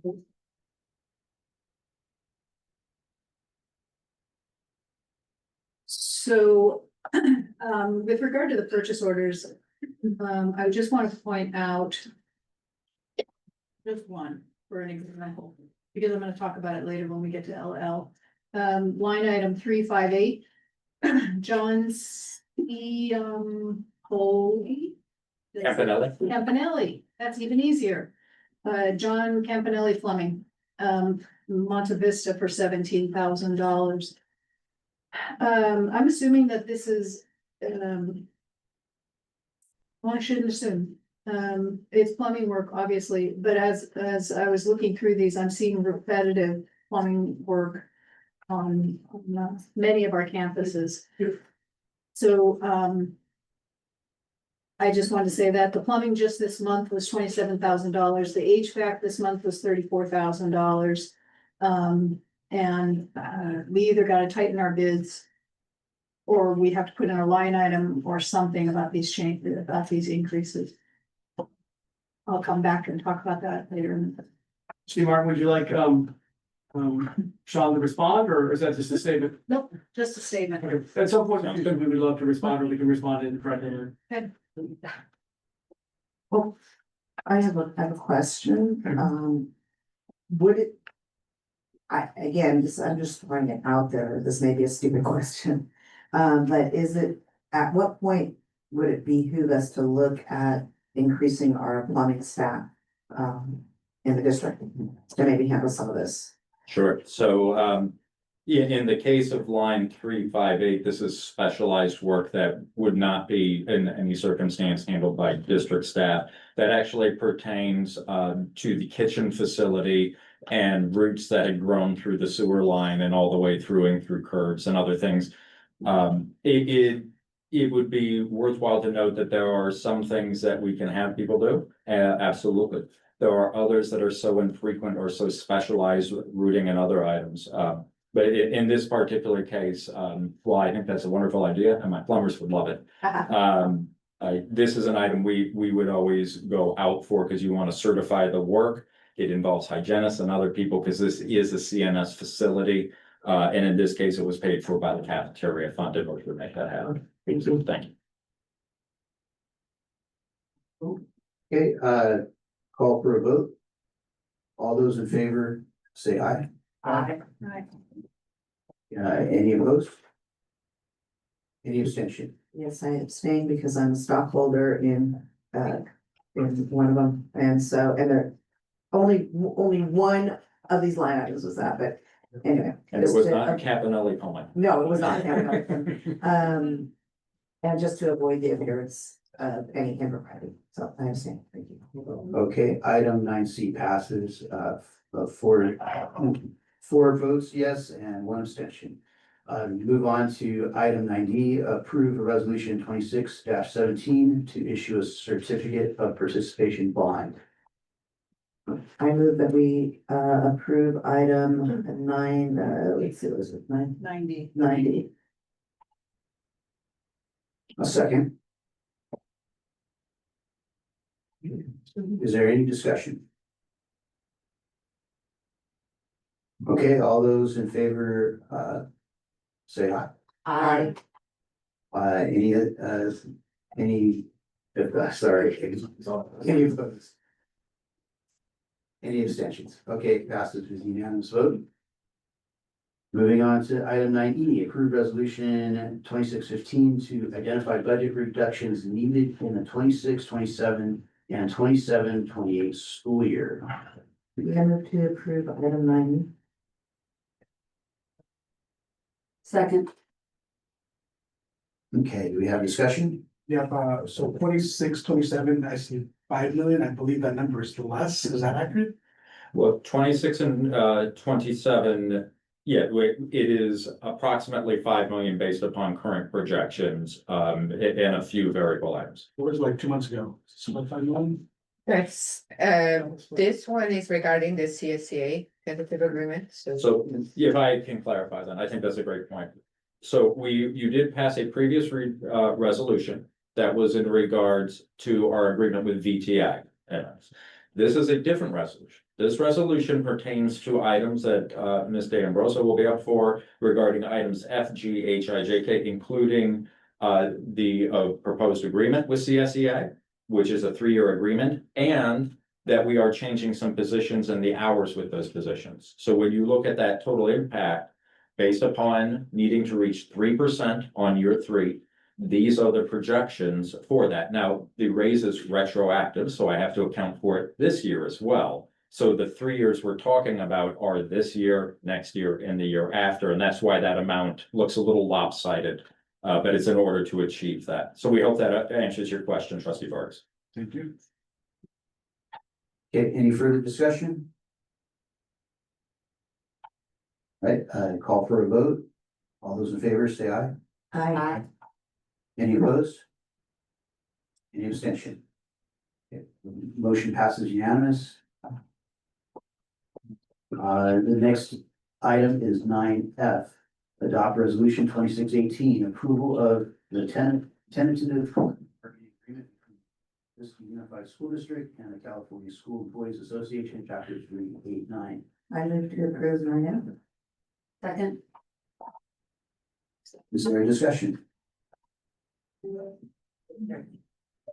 All those in favor, say aye. Aye. Any opposed? Any abstain? Motion, it carries unanimous. Moving on to item 9G. Approve the MOU between Vista Unified School District and the California School Employees Association, chapter 389 for specific assistant positions. I move to approve 9G. Second. Is there a discussion? All those in favor? Aye. Any opposed? Any abstain? Motion carries unanimous. Moving on to item 9H. Approve the MOU between Vista Unified School District and the California School Employees Association, chapter 389 for transportation services. I move to approve 9G. Right. 9H. A second. Okay, any discussion? Yes. This is for transportation, and I see that there are a lot of levels of different incentives coming with that. And considering our financials, these incentives. And the future cuts that we're going to be making. If we hire bus drivers and then have to cut them, would they have to pay back their incentives? No, they would not. That's all I want to know. Okay. And that's typically written in MOUs and agreements that if it's for on our, we're the reason, then we do not take back the incentives. And trustee Martin, during our budget development, we will be having a conversation about our proposed plan to address transportation reduction without losing staff. Right, but there's a whole lot of other stuff. We understand. I just wanted you to know that we will be talking about that during budget development. So we're already prepared. Thank you. Okay, is there further discussion? Okay, I call for a vote. All those in favor say aye. Aye. Any opposed? Any abstain? Moving on to item, the motion carries. I'd like to move on to item 9I, approve the MOU between Vista Unified School District and the California School Employees Association, chapter 389 regarding an increase of hours for specific classified positions. I move to approve item 9I. Second. Is there any discussion? All those in favor, say aye. Aye. Any opposed? Abstain. Motion carries. Yeah. Moving on to 9J, approve the MOU between Vista Unified School District and the California School Employees Association, Chapter 389, for the elimination of specific child nutrition services positions. I move that we approve 9J. Second, Is there discussion? Yes. These are the leftover hours, if they were moved up in hours, these are the 3.8s and all of that, is that? So over the last 3 years, CNS has done a great job on evaluating the workload at the sites, getting rid of 3.8 hour positions and creating maybe a combined longer position where they overlap. And the reason for that is to make employees benefit eligible. It helps with our recruitment and our retention, but this actually helps the efficiency at the sites. So it's adding hours to current employees, we're not releasing any employees. Or these are vacant positions that we can't fill, so they increase hours to cover these hours and then we eliminate them. So these are, no, nobody's losing any position. These are either ones we cannot fill and we can make longer hour positions to cover the work, which, and that's why we've been, for about 3 years, we've been trying to identify these at each school site. And I have to object to your comment that they're doing really well. I've visited cafeterias throughout the district and I've talked to CNS employees and they are overworked and they are, you know, it's a lot of prep and they need additional help. So some of these, they need 3 hours to just do salad preps in the morning and that kind of stuff. It's very laborious. I understand your comments. We have had forums with our CNS assistants to gather feedback and look at their workload.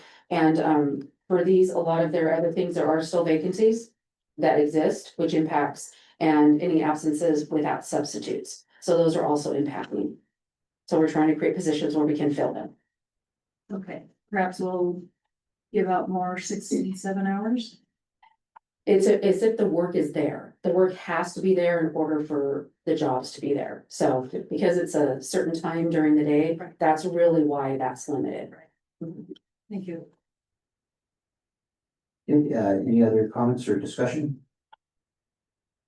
Okay, we'll call for a vote. All those in favor, say aye. Aye. aye.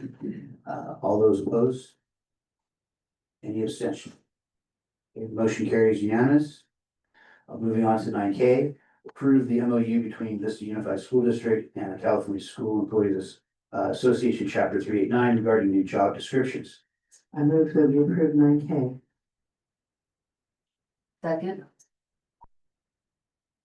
Okay, any discussion? Okay, call for a vote. All those in favor, say aye. aye. Any opposed? Any abstention? Okay, motion carries.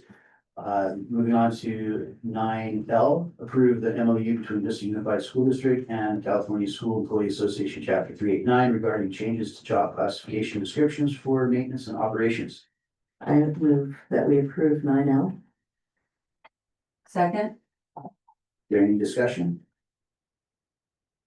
Okay, call for a vote. All those in favor? Aye.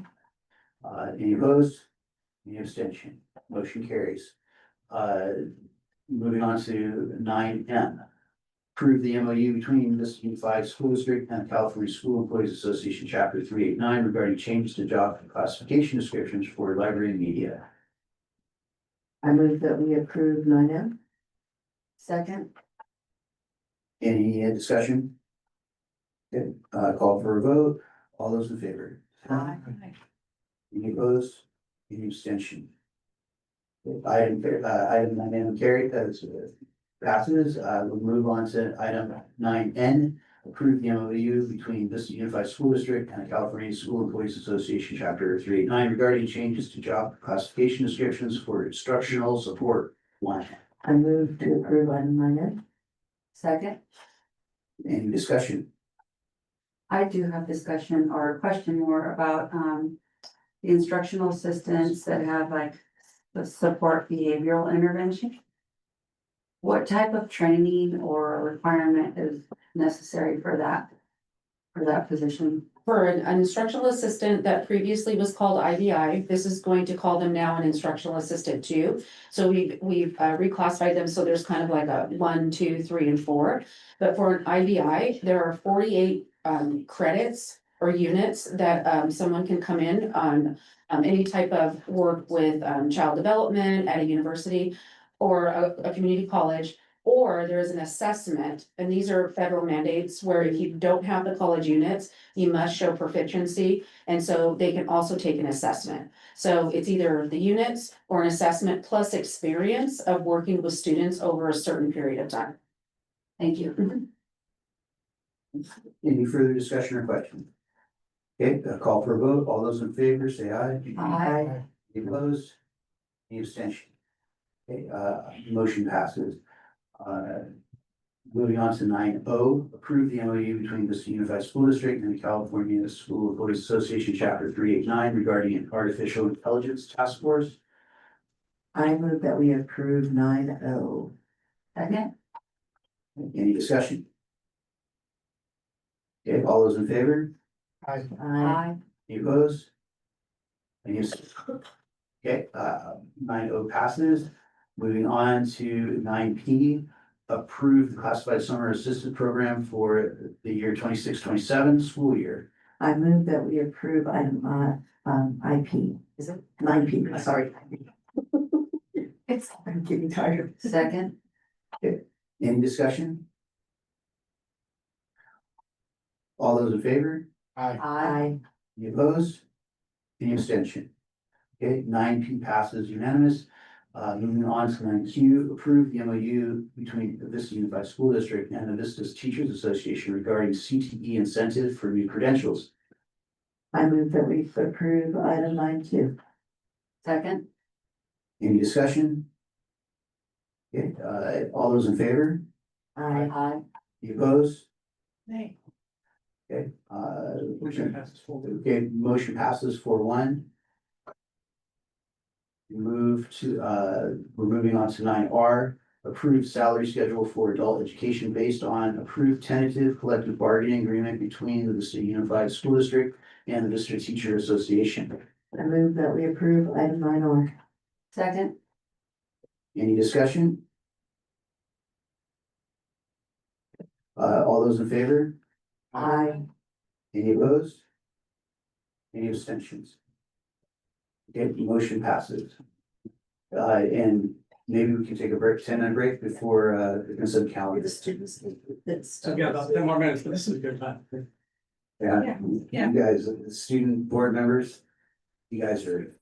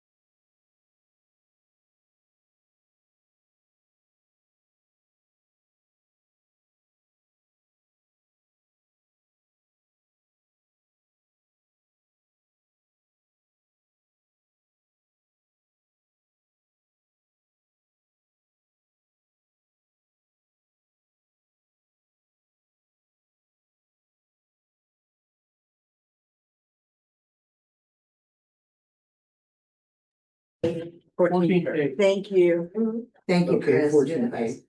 I would also like to pull 12C and 12D.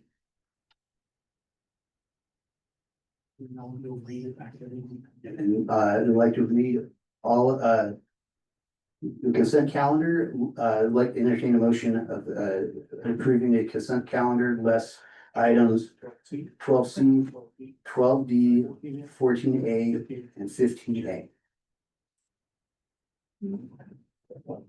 Make a motion. So moved. Is there a second? Second, All those in favor? Whatever makes it, let's go. Motion. Motion is to approve the consent calendar less items 12C, 12D, 14A, and 15A. Thank you. All, yes, I think there was a second, so all those in favor? Aye. Any opposed? Any abstentions? Okay. Consent calendar is approved. We move on to items 12C.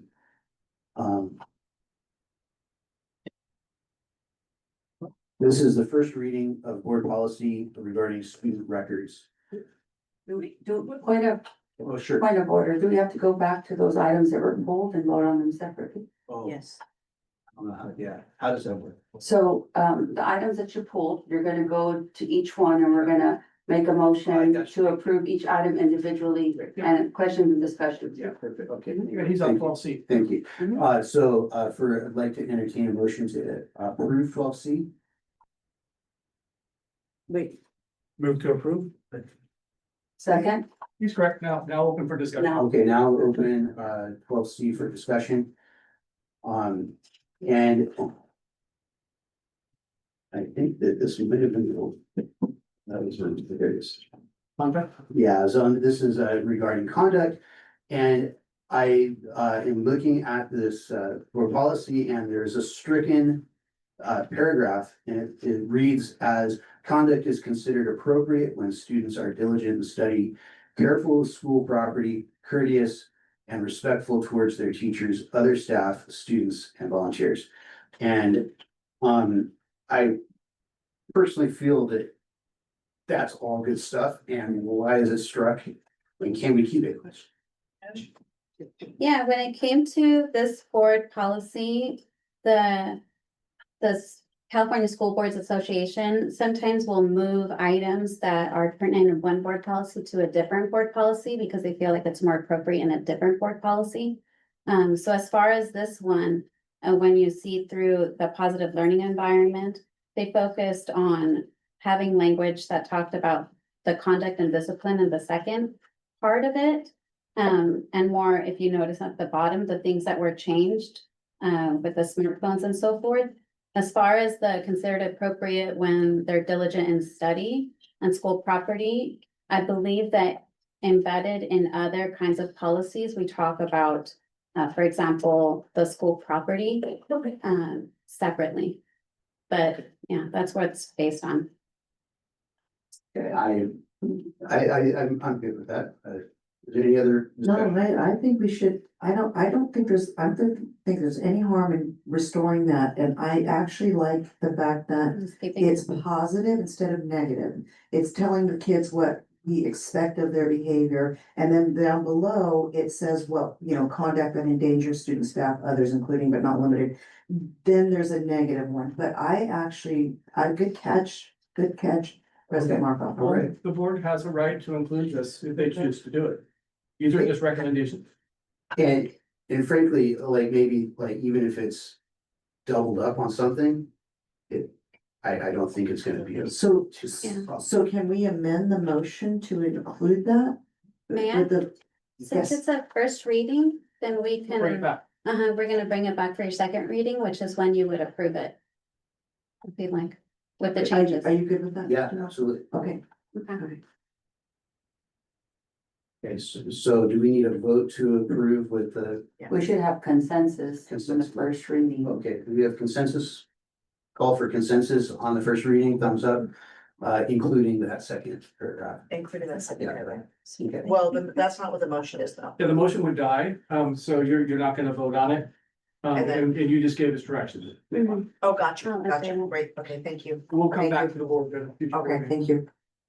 Okay, so just in. But wait, don't we have to vote on the motion, because there's a motion on the floor? A no vote is fine too. Okay, so I think that. The minutes will reflect that you did not choose to vote on this item. It's our first reading, so. Okay, moving in numeric order, this is also item, I'd like to entertain a motion for item 12D. I move that we approve item 12D. And I pulled this for discussion. No, Oh, we need a like a second. second, please. Second. Okay, so this one I also pulled for discussion. And after kind of reading through this, my comment in my notes here said I thought we were trying to restrict screen time. And this seemed like there was, kind of reading through this, all sorts of exemptions of when they can pull out a smartphone and use it in class or at a teacher's direction. And I was kind of this kind of, for me, like this was kind of, I had a little bit of a reaction after reading this. That was just my comment on this. Do you want to point out a specific area?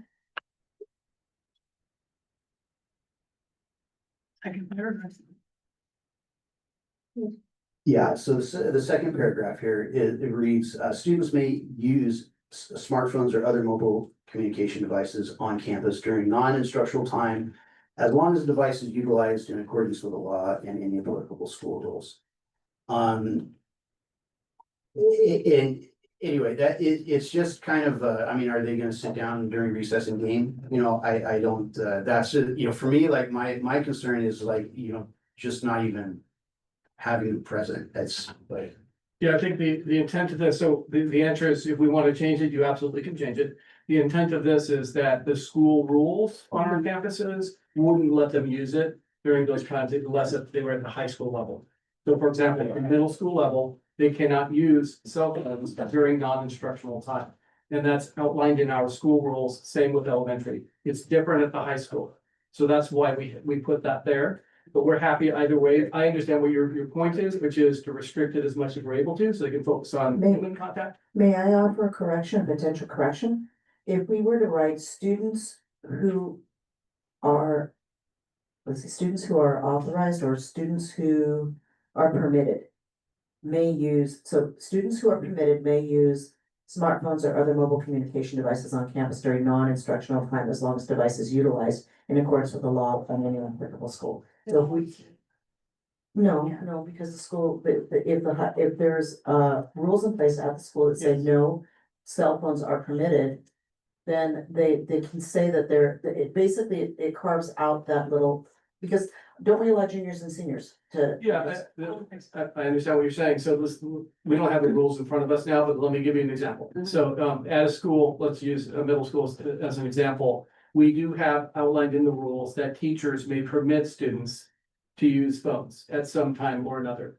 So there's a carve out there, so teachers ultimately are the determining factor in the event that they see a project that seems appropriate for them. So we have that kind of built into the school rules. Right, so if we just say students who are permitted may use smartphones.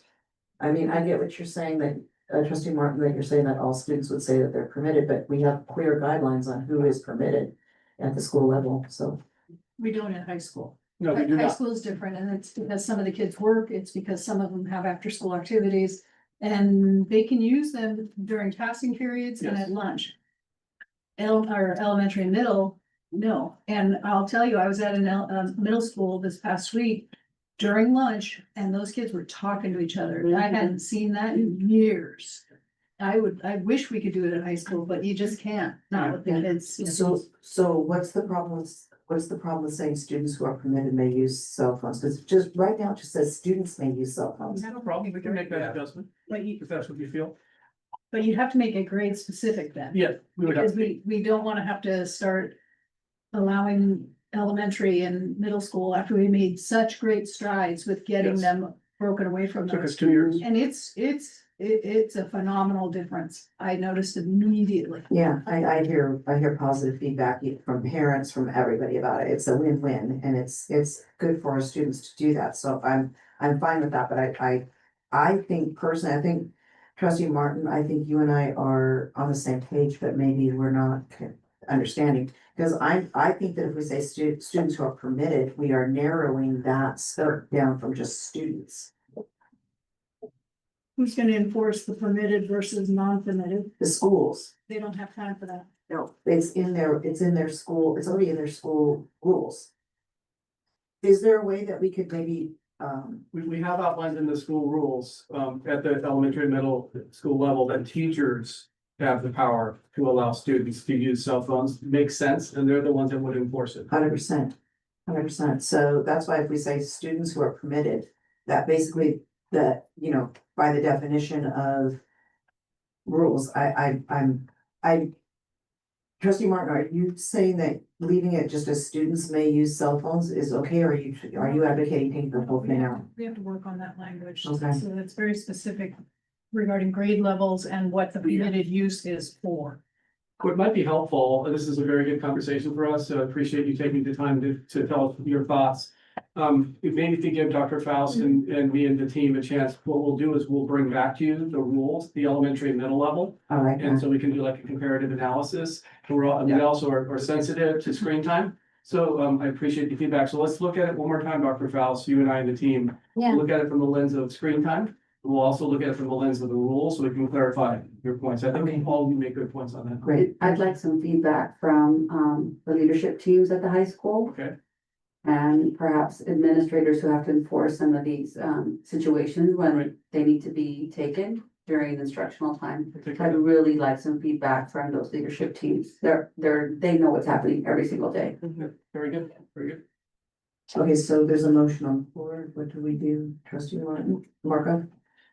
I think that The motion can die. the motion dies and. The motion dies. It's just the first reading is gonna come back with after feedback from everyone. Do we need to give consensus to the?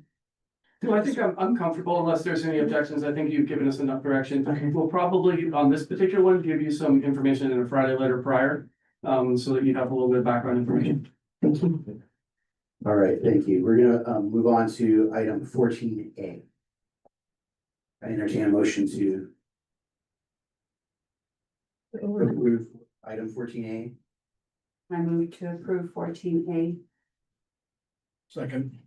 Okay, it's open for discussion. All right, I just want clarification on item 11 for board member, so it's trustee Vargas. Sure. And a district representative to attend the CSBA Coast to Coast Federal Advocacy Conference. Yeah. So could tell me a little bit more about that, what that is?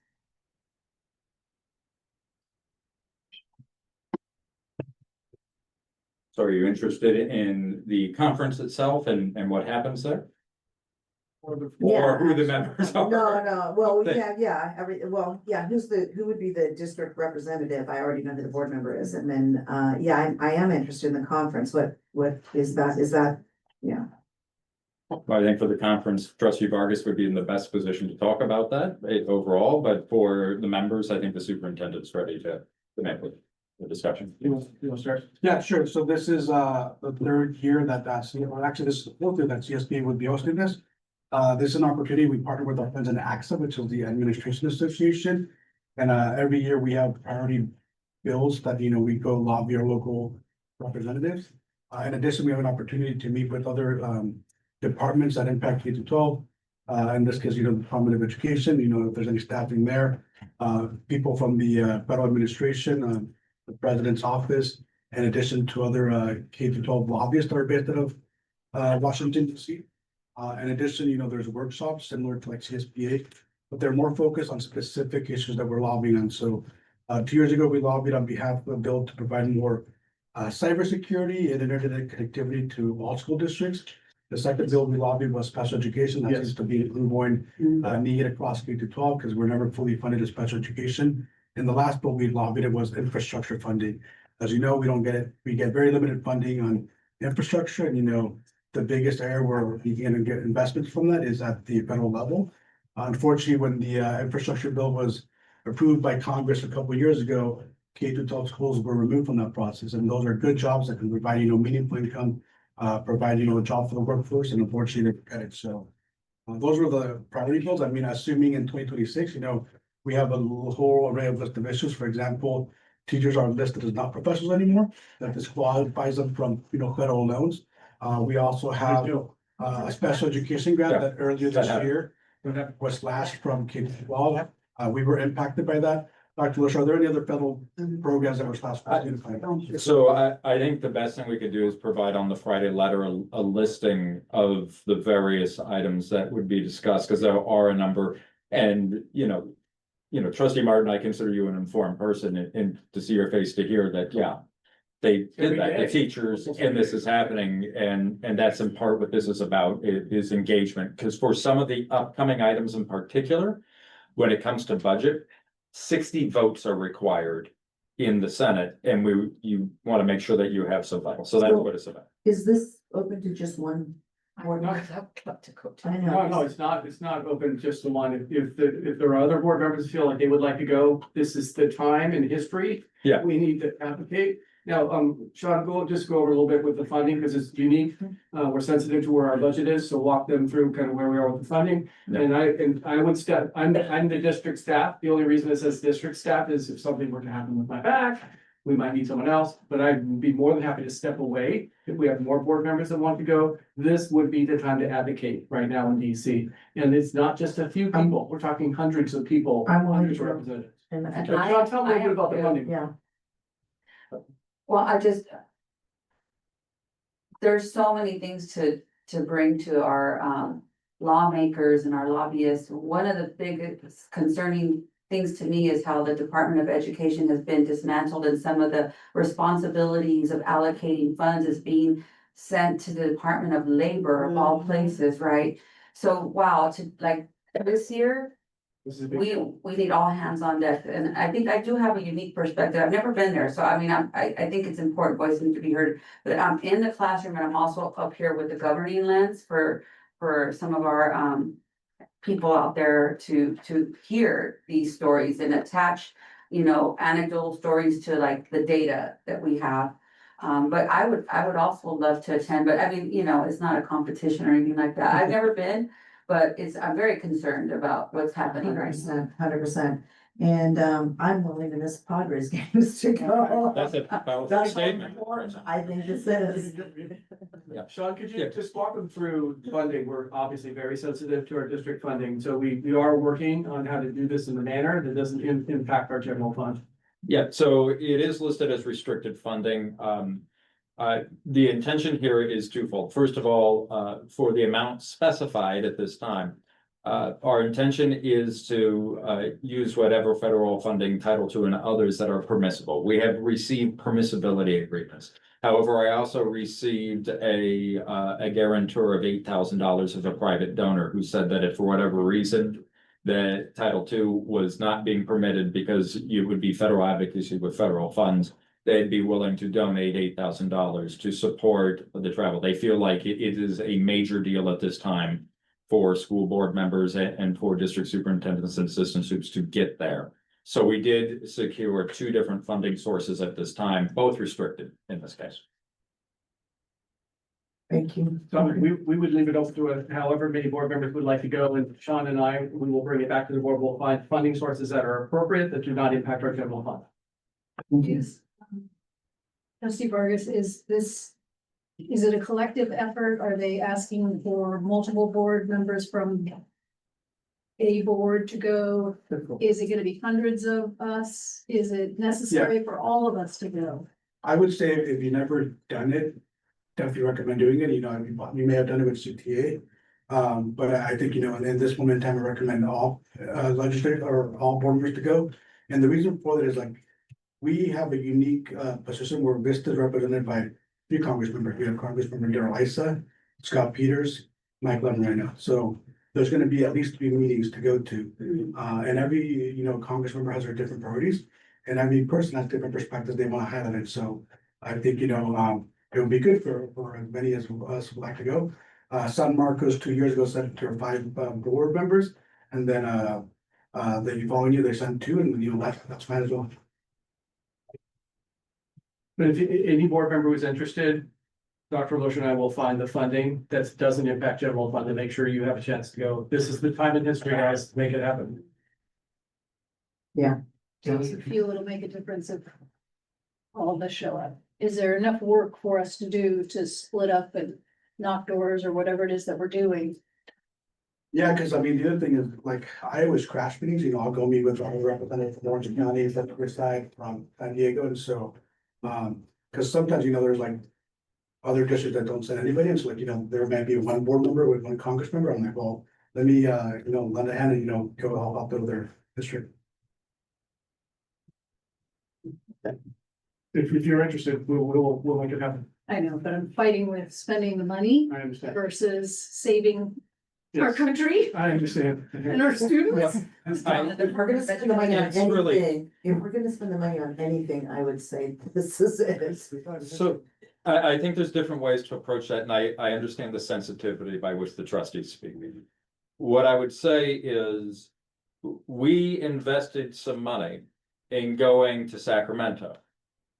And we probably left with millions more than the $8,000 we went and invested. So the return on investment of it was significant, and I would suggest that we're at an incredibly delicate point right now. When we talk about things, Trustee Morocco will put it in the Friday letter, brought up special education funding. But San Diego Unified specifically protesting, and we know this because Trustee Vargas and I met with Trustee Barrera to talk all through many of these items. Is they're talking about the ongoing lack of funding for special education and the growing needs that Trustee Alvarado is speaking to. And that there's this huge expanding divide, right? If we say nothing, nothing really happens. And the more that go, the better, in a more unified voice you prepare. So I understand what you're saying. I agree. It's a hard thing.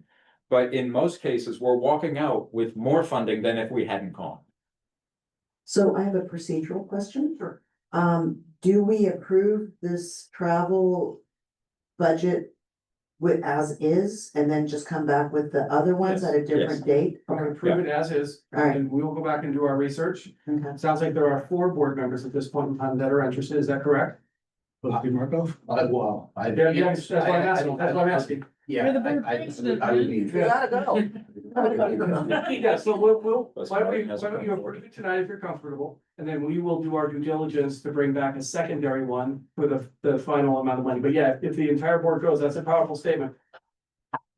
Yeah, and I would argue that these special ed issues that are coming up, they speak to everyone on both sides of the aisles, independents, we all have friends and family members who this affects, and so I think as many people as we can speak to beyond our 3 congressmen, our senators, would be helpful, other congressmen or women. Yeah, for sure. All right, I'd like to call for the vote.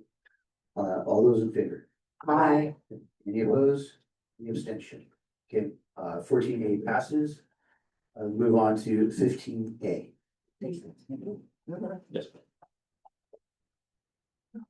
I have a few that I wanted to look at, and if Yes, we can look at number 1, starting with number 1. Yep.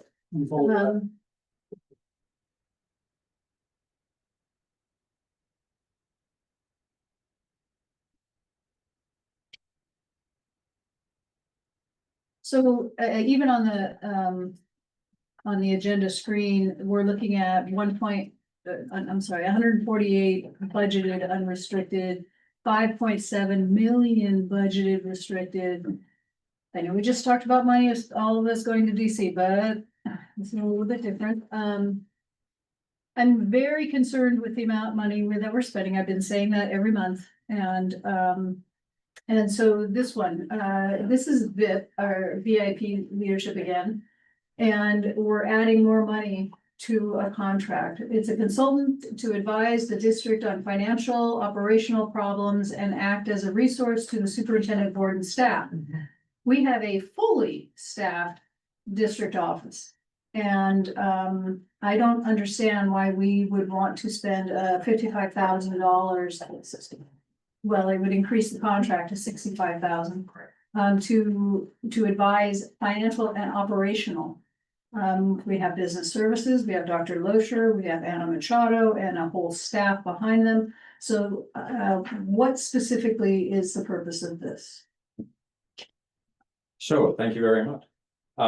So there are some specifics to this. Anna Machado can also comment on this, but let's be specific as to who you're talking about. You actually requested a presentation from this consultant. They were at the last meeting. And we've also been asked to double check and triple check numbers and to run them through different people. And that requires retaining different consultants. Now, we've said that we do this through county auditors. We have independent auditors, but additional eyes were requested. We presided those eyes. In addition, we have had not full staffing in every position. We have had absences and we have had people and positions that were open that this did fill in the gaps for in the meantime. Specifically, the increase of contract to $10,000 had to do with additional presentations and other items, including possibility of needing them for the upcoming budget workshops. We don't know that to be so, but we always do put the option for that on the board, so you are aware of it, because we don't want to hit. So those are the various services, ma'am. Okay. This one's gonna be a little hard, number 5. Yes. So this is Vista High School, and they want a contract for 11,900. And I know what this is, and it's a team group that goes out and videos the athletes and on, and it's at all of the high schools. Is this coming out of site funds?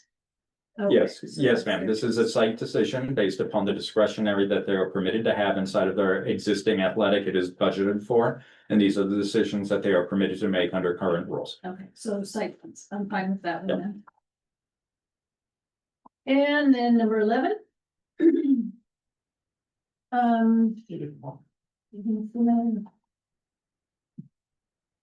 Oh, yes, it is. Root Belonging Consulting.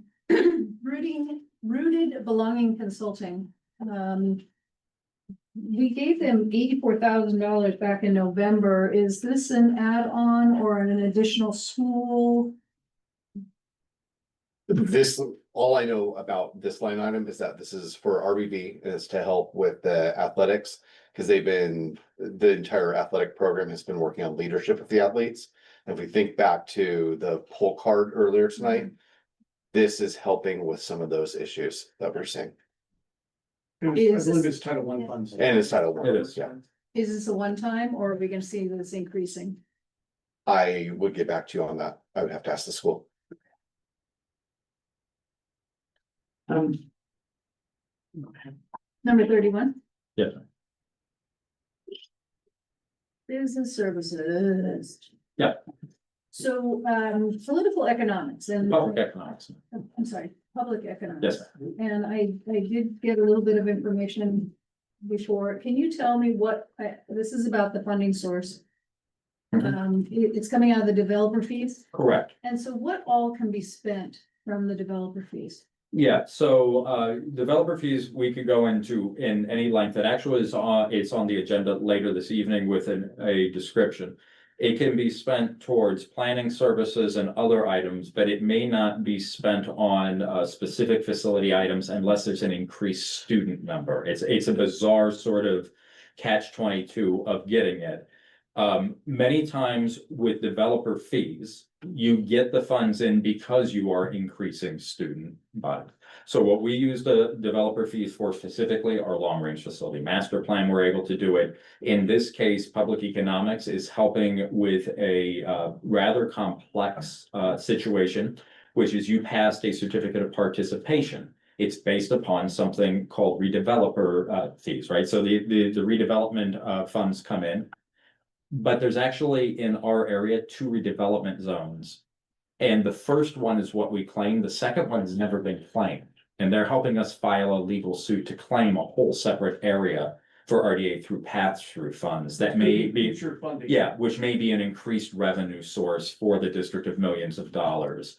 But specific to your question, yeah, we usually have to run, these are so complicated, we have to run it through lawyers in order to get their permission that they're applicable use for developer fees, because they are that complicated. But I will put it on the list to get an extensive list, not just in the Friday letter, as part of our budgeting discussion as the funding discussion, because it is a separate fund. Okay. That's all it's. Okay, I have a couple questions. Okay, so for example, I'm just gonna throw out those, items 6, 7, and 8, which are ELOP funds. Provisions for high quality staffing solutions, for the ELOP comprehensive program. Is there an academic component? Yes. What about going down to item number 12? I think that's one that trustee Martin talked about, the Donmar in DBA fitness enrichment activities, including flag football, soccer. Is there an academic component to that? No. Not Is sure. there any way that we could ask them to include an academic component, like, There's, ELOP is, they have some that are just enrichment, just fun. By the law, right? Right. And then there's other with smaller ratio that it has to include enrichment and 30 minutes of academics, and those are usually done by teachers. Right, but this one is Title I funds. This is number 12, the one I just, it's Title I funds. What I'm trying to get at, actually, is I would like to see us, in all of our contracts going forward, requiring that, make them all responsible for student outcomes and academic gains. So when we have a sports program like this, maybe they spend 15-20 minutes helping the kids with their homework, you know, and then they run around, they play a little bit, then they take a break, and during the break they do homework or what have you. Or read or whatever, something like that. So that's what I would like to see happen, and I know that. I I know, Dr. Shigeo is not liking me right now. But I mean, it's something that has been proven in other districts around the country to actually improve student outcomes. I understand. And one of the things I would say in general, I haven't talked to the principal about this specifically. But when we do engage kids in activities, and we know this from the blueprint development feedback last year that we got from all levels. That when they're, because this is talking about dodgeball, flag football, these other activities, that when they feel more connected to the school, then they do better academically. So it's not sitting, and I understand what you're saying, 100%. But in my mind, and I'm just sharing from my 25 years, that engagement piece and that connection is really important as well. So are you saying that we have not been engaging the students in the last 10-15 years with the student, when we put student outcomes, like the dashboard scores and stuff like that, I mean, I get what I'm you're not saying that at all. Okay, so see, that's the problem. We've been engaging our students, but we're still not seeing the academic outcomes that we would like to see. So if this is, to me, sort of a low hanging fruit thing, if we just put it on our contractors, like, hey, if you want the contract, you will arrange it in such a way that you. What do they call it in your class? Because you use. Results-based contracting or something, Thank you. academic results. I sent Dr. Doyle the. Yeah. Yeah. We understand what you're saying. Yeah. And give us a chance to bring it back. I have the document you sent me. Actually went over it with them in cabinet. Yeah. And we'll circle back with you on it. We completely understand your point. We also want to make sure that when people are doing academics with kids, that they actually are doing the right academics. 100%. Because if you teach a kid math in the wrong way, we're doing a detriment to them. 100%. I completely understand that, and it's a daunting undertaking, but when it is done, the data shows that it makes vast improvements for some of our most vulnerable students. So that's what I'm getting at. It's a good conversation, I think. I just wanted to add that, attendance goes up with these extended learning opportunities. And so maybe, but also maybe you could specify the law that the state of California has for ELOP funding and determine and tell us what intervention is and what that looks like versus enrichment. Because the money has many intentions, but one was to get people who don't have money for extracurricular activities to be able to do those things. 100%, I completely understand that, but what I'm talking about is not taking that away from them, but incorporating into that. The example that they gave me in my class was, They said that there was a district that they had an after-school program for basketball. And then they adopted this outcomes-based contracting, and so what they told the company that they contracted with was, okay, we're gonna start making you responsible for academic outcomes. So there was hemming and hawing from the company, the contractor. They were like, well, we just play basketball, we don't know what they need, we don't, blah, all this and that, and the district accommodated them on, and whatever they needed, they accommodated them on so that they could get this. And so what ended up happening was, it was like a 90-minute program. So the first 30 minutes, the kids would play basketball, the next 30 minutes they'd do homework, and then the last 30 minutes they'd play basketball again. And what ended up happening was, kids were more engaged in their classes, that they started achieving, they were getting their homework done, they were coming back to classes excited because they knew, and so the results have been pretty promising. And it seems like it's one of these things that sort of like a carrot and a stick, you're like, okay, if you want to play the sport, you can play it, but then now we're gonna help you with your homework too, and then you go back. So it's something like that. It's worth a conversation. It may or may not be right for our district, but I would, if we. Room for a conversation. It is Yes. 100% room for a conversation, and if we can, if it works, or maybe it would work with certain contracts and maybe not with others. So again. Great. Yeah. And thank you I appreciate that leeway. And then this isn't necessarily ELOP funding, he's using title funding for this, but I think you're onto something that we should put together a chart of the ELOP and what we should be doing with it, because we have a great program. We do. But you're absolutely, I love. And it's Bring ever us back. changing all the time as well. Yes. Every year it changes. That's, everyone was so excited about the summer program we offered. Oh, yeah. We were using ELOP. Still hearing. We had our first planning meeting today. There were 32 of us in an old gymnasium, from facilities, HR. So we are doing it. Oh. Now you gotta call for the vote. All right, I'd like to call for a vote of 15A. I. Okay, we have 4 ayes and 1 nay. Is that correct? No. Oh, you were not. Okay, so it's a passing unanimously. Yes, it's quiet. No. Okay. On the 16th. All right. Yeah. I got it. Is President Marshall? Yes. I don't have jotted down motion. Oh, you were right. Can we entertain a motion to 15A? So moved. Second and revote. I. And President Markov, you seconded? I did. Thank you, Chris. Thank you. Chris, I thirded. I beat trustee Martin to Very the good. button here. Okay, we move on to 16A, discuss and approve the 2026 board meeting dates. Yeah, so if I can jump in on this.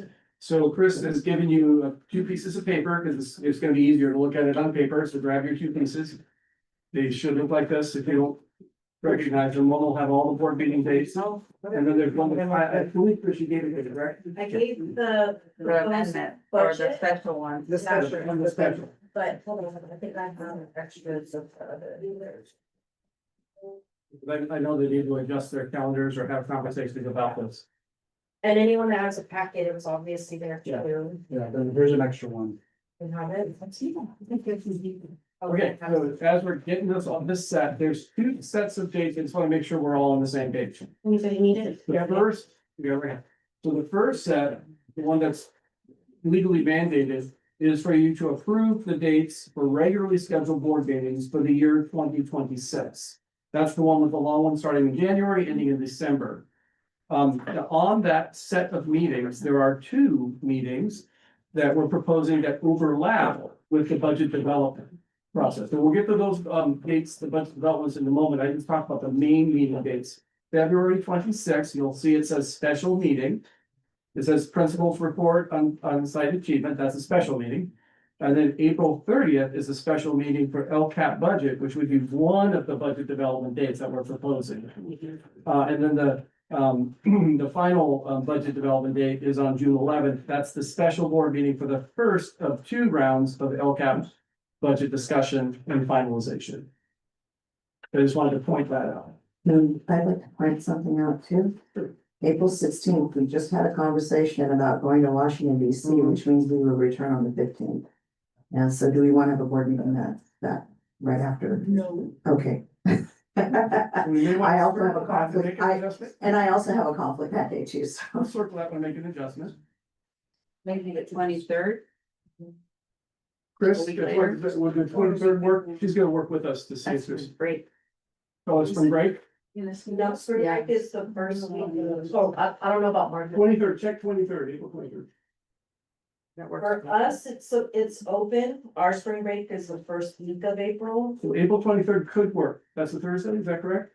Yeah. Yes. That works The for week me. before is, Yes, there's no. is conflict. arts under the stars, so we can't do it then. It's the whole beautiful art. So April 23rd could work, that works for our board members. Will that work for all of you? Yes, it works for me. Yeah. Trustee Martin? Yes, it works. Okay, so just for the record, we're gonna switch April 16th to April 23rd. Are there any other dates on the proposed dates that are a conflict with any of the board members? November 5th. Okay, let's look at that. Is there any date you had in mind that we have to double check the master calendar? Well, it'd have to be in November, so. Right. Yeah. 12th, maybe? Well, Yeah, the day before is Veterans Day. the day before the 12th, yeah, You wanna do that then? It doesn't have to be on a Thursday, it could be on a different day. Let's do that. We can't do the 10th because that's a Monday. It'll be a Wednesday. It's a Tuesday. November, Is the 10th, is November 10th, is a Tuesday. but there's a personnel commission meeting. I don't know if that is a conflict. That should be okay. Yes. November for personnel commission. Yeah, do it on. We just can't do it on a Monday. I don't understand what's wrong with. I don't understand what's wrong with the 12th. It's the day after the day off, The holiday and then, the holiday. Okay.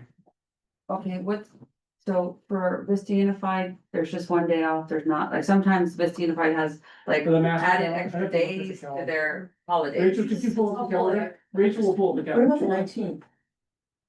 That's the week before Thanksgiving.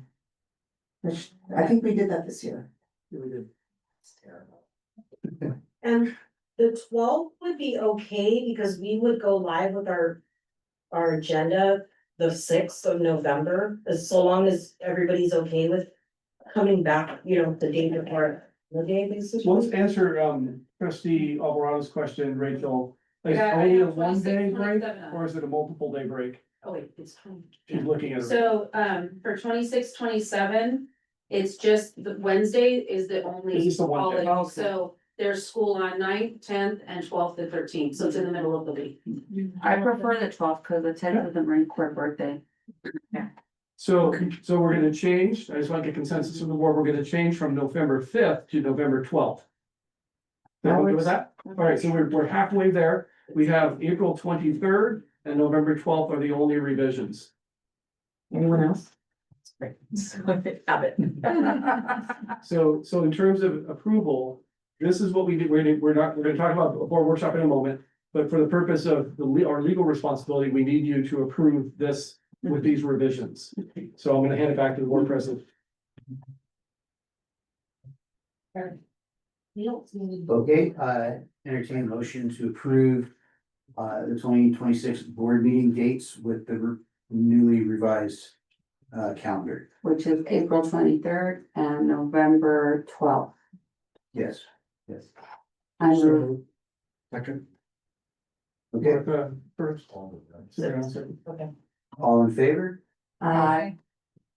Any opposed? Any abstention? Okay, motion passes. Okay, second step, and it doesn't have to happen tonight, you do not have to vote on it tonight, but we did want to get a jump on it because our team has to prepare these things. So we put out some dates, Chris and I worked with Dr. Loescher and his team, and we've determined at this point. A set of dates that could work for the team to get the necessary information for you to have these workshops. We can change the dates if you like, but these are the dates we started with. So January 8th would be workshop number 1. We're proposing the workshops would be from 5 to 8:30, could be longer if you choose. January 22nd, which is already on your agenda, by the way, so you've already approved that date. We would just embed into governance budget.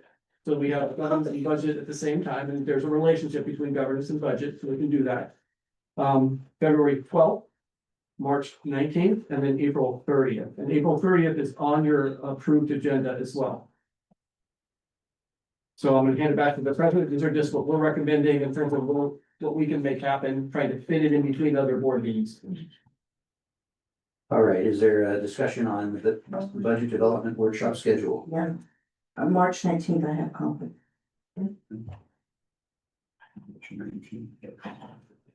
So January, you're suggesting that we have 3 back-to-back meetings. And I would like to ask my fellow trustees, can we push governance off for a little bit so we can just focus on the budget?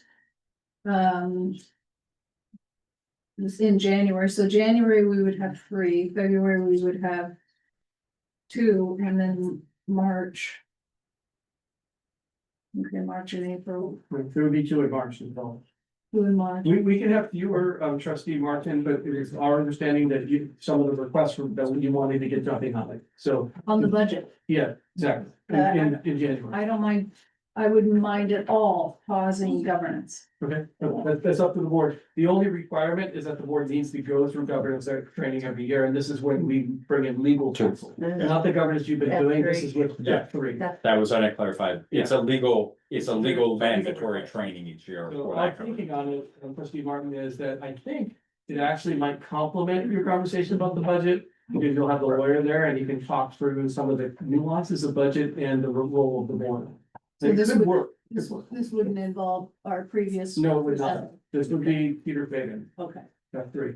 okay, But I think you would appreciate it. I think it will work well. okay. And it goes pretty quick. I mean, it's not like a long drawn out board meeting either. Again, I want to reiterate, the reason that we're putting this here today is in order for us to deliver on what you're asking, we need to know so we can start prepping all this. Mhm. So we're just looking at these dates for the budget development? Yes. Now, it looks like you needed to deliberate on March 19th, because that's not gonna work for trustee Morocco. Right, I'm gonna see Neil deGrasse Tyson.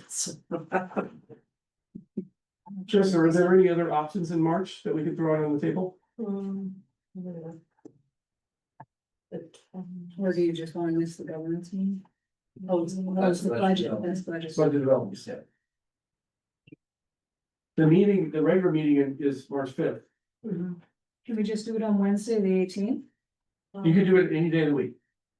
What about the We 12th? just have to see if there's a conflict. Is there a conflict on the 18th? On Wednesday, the 18th. The only thing I see is which this is not a big deal, it's a secondary pedagogy council in the evening, that's fine. Dr. Losher, would the 18th work for you? I don't see any major conflict. We're talking about March 18th. I'm looking for, okay, he's looking, Anna, we would need you to check as well. March 18th. We check these dates with our staff, that's why we're giving them, and we have to double check. March 18th is needed to review the check. I'm going to go. More committees. Yeah, okay. We're nearly there, all right? Needs a calendar. He has a lot of committees. Get that man a calendar.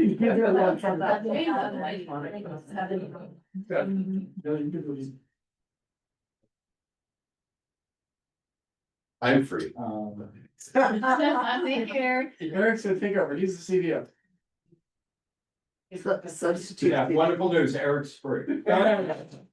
Okay, it looks like the. Yeah, I think we should be okay to the San Diego County taxpayers thing, but we should be all right. Well, let me go back to just, and we don't need a vote, I just need consensus. So it looks like we have consensus on January 8th, January 22nd, March 18th, we changed that, and April 30th. What about February 12th? And yes, I'm sorry, I skipped that, February 12th, yes. Still good? All right, excellent. We'll reiterate this in the Friday letter so that you have it. And we'll make sure that you guys get an overview of each of the sessions. And trustee Martin, let us know if there's something in our overview you're not happy with. We want to make sure it meets your needs and all the other board members' needs. I think you'll appreciate what Peter embedding that into a budget. I think it will be helpful. Okay. Thank you very much. I think we're good on that. Hand it back to our board president. No, we've got still have staff. We're almost done. Nearly done in the evening. Staff. There's two presentations. I know. No, there's one more item, 16B, we have to talk about briefly. Okay, yes, so 16B, review board member committee assignments prior to January board meeting approval. So again, you're not voting on this today. This is just officially giving it to you so you can review it. Mostly this is Dr. Shigela's items, but he and his team did put in the dates that we have so far. So please review the dates that you have. Trustee Morocco mentioned at our last meeting that we may want to consider adding a second board member to each as an alternate. And we can dig into that next month. So we just wanted to make sure that you had these items and you can review it, but we're not gonna vote on it tonight. Okay. Question. Sure. My fellow trustees, do you prefer to stay with your assignments or switch around? What happens on a normal basis? I think it's pretty stable. It's pretty stable. Minor changes here and there if somebody's not Okay, wanting to go to one or change with another one, but. okay. Minor good. I think the best approach for this, we've done it many years, is between now and the next meeting, just email Chris and let her know thumbs up for your assignments, or if there's one you want to go on, you haven't been on before, let us know, and then we can bring that back and deliberate on that at our next meeting. Okay. Make sense? All right. Moving on. All right, moving on to 17. 17, item 17, continuation of item 7A, presentation. Yeah, we would only do that if we had more than 20 minutes of speakers at the beginning of the board meeting, but we would need it. Okay, very good. Okay, so moving on to 18, item 18, staff committee reports and board feedback. The first one is the California School Dashboard 2025. We have a special person here today. Is this the postman? Postman. He's back. Post- He's back in town. He's worked really hard. So again, I officially want to thank Steve Post for the great work he does. He's done such a wonderful job. In addition to giving the board and the district office staff all the data that he needs, he's actually working in conjunction with Dr. Clark in the back at school sites on a daily basis. So thank you for the great work that you do. Thank you. Thank you very much. Good evening, members of the Board of Trustees. Good evening, Superintendent Dr. Doyle. I am here to help us look at the California Dashboard 2025. Let's get into it right now and check out what this all means for our districts. I've got good news. All right, let's get a little background here. The California School Dashboard looks at the previous school year, the 24-25 school year, to look at multiple measures of student success. And we look at look at student groups with equity lens to see how our student groups are growing and progressing over time. The dashboard includes multiple state indicators and local indicators. The state indicators are things that we are familiar with, like English and math performance, and not only academics, but also things like chronic absenteeism, English learner progress, graduation rate, suspension rate, a whole variety of different indicators. So the way that the dashboard is presented is actually looking at two data components and how they intersect on this chart. This is where we look at, on the left side, the current status this year, meaning from a high to low, and then the change from the prior year. And so that means we're looking at growth, which is great. So we're looking at not only where are we, but how much have we grown from the previous year. And so we get noted for our improvements. The academic indicators, I do want to point out English and math. They are noted with metrics called distance from standard. We've talked about that over time. And just as a reminder, that's a distance from how far the average scale score is to the standard met or level 3 measure. And so I like to give the analogy in football season, how many yards to go to the goal line. We want to get closer and closer and closer. We want to shrink that distance from standard. And then the other indicators are the percentages of students who meet the criteria in these different categories. So the percent of students who are graduating, for example. All right, another reminder about the dashboard, it is speaking to our board goals. So our board goals, which are aligned to the state priorities and of course aligned to our LCAP. We have a variety of goals that the dashboard speaks directly to within each of those metrics, and I'll go over each of them tonight. And then these are the student groups. So like I said, the equity lens. We want to look at how our overall students are doing, how each school group is doing, and these student groups within that based on different race and ethnicity groups and student participation like English learners, socioeconomically disadvantaged, etc. Okay, so here it is. Here is an overview of the dashboard. This is the Public California School Dashboard. You can find this online and drill into each of these measures, and I'd be happy to share with you what we have found this year. So the good news is we have made growth in the majority of our indicators. We're seeing a lot of growth and progress. We're proud of that. We're seeing growth overall for our district and for the vast majority of our student groups. You can see the indicators there with the colors. And so you can see that's on a red, orange, yellow, green, blue scale. And I'm going to drill into each of those to tell you a little bit about them. And then on the bottom, there are the local indicators, and those are just standard met or standard not met. And you can see that we're standard met for all of those as we are each year. All right, so let's get into the actual data to talk about what the growth is. So let's start with academics, and that is English language arts leading off. And we have a change from orange to yellow. We have moved up a band there. That's a celebration. And the reason why we've moved up from the previous year is because we have increased the overall scale score. We have decreased that distance from standard. The students are closer to that standard where we want to be overall. And that's not only overall for our students, but the vast majority of our student groups also grew. In math, we see the same story, the change from orange to yellow. We have grown a band, we've increased and jumped up because we had that increased scaled score. Now, to speak to our board goals, we had set success metrics to say we wanted this much growth, and that was 3 points. We said each year we want that 3 point, so we've exceeded our own goals in each of these two academic categories. All right, in the next two, we have college and career and our English learner progress. The college and career indicator, we stayed in that green, which is wonderful, but we definitely increased the percentage of students who qualified for that. And we did that in a whole variety of categories. Lots of different ways that students grew in that area by CTE pathway completion, CASP scores, AP, IB, A through G completion, state seal of biliteracy. So there's lots of ways that students have grown to hit that category. And then English learner progress, there's our first one that we can see that unfortunately we had a little bit of the decline in the progress. So that doesn't mean that our students declined, it just means that we had a decline in the percentage of students who made progress. More students maintained their English learner level on the LPAC, fewer students actually jumped up a level. We want every student to jump up a level each year. Of course, that's what we want, and we're going to dig into this a little bit more as we go along.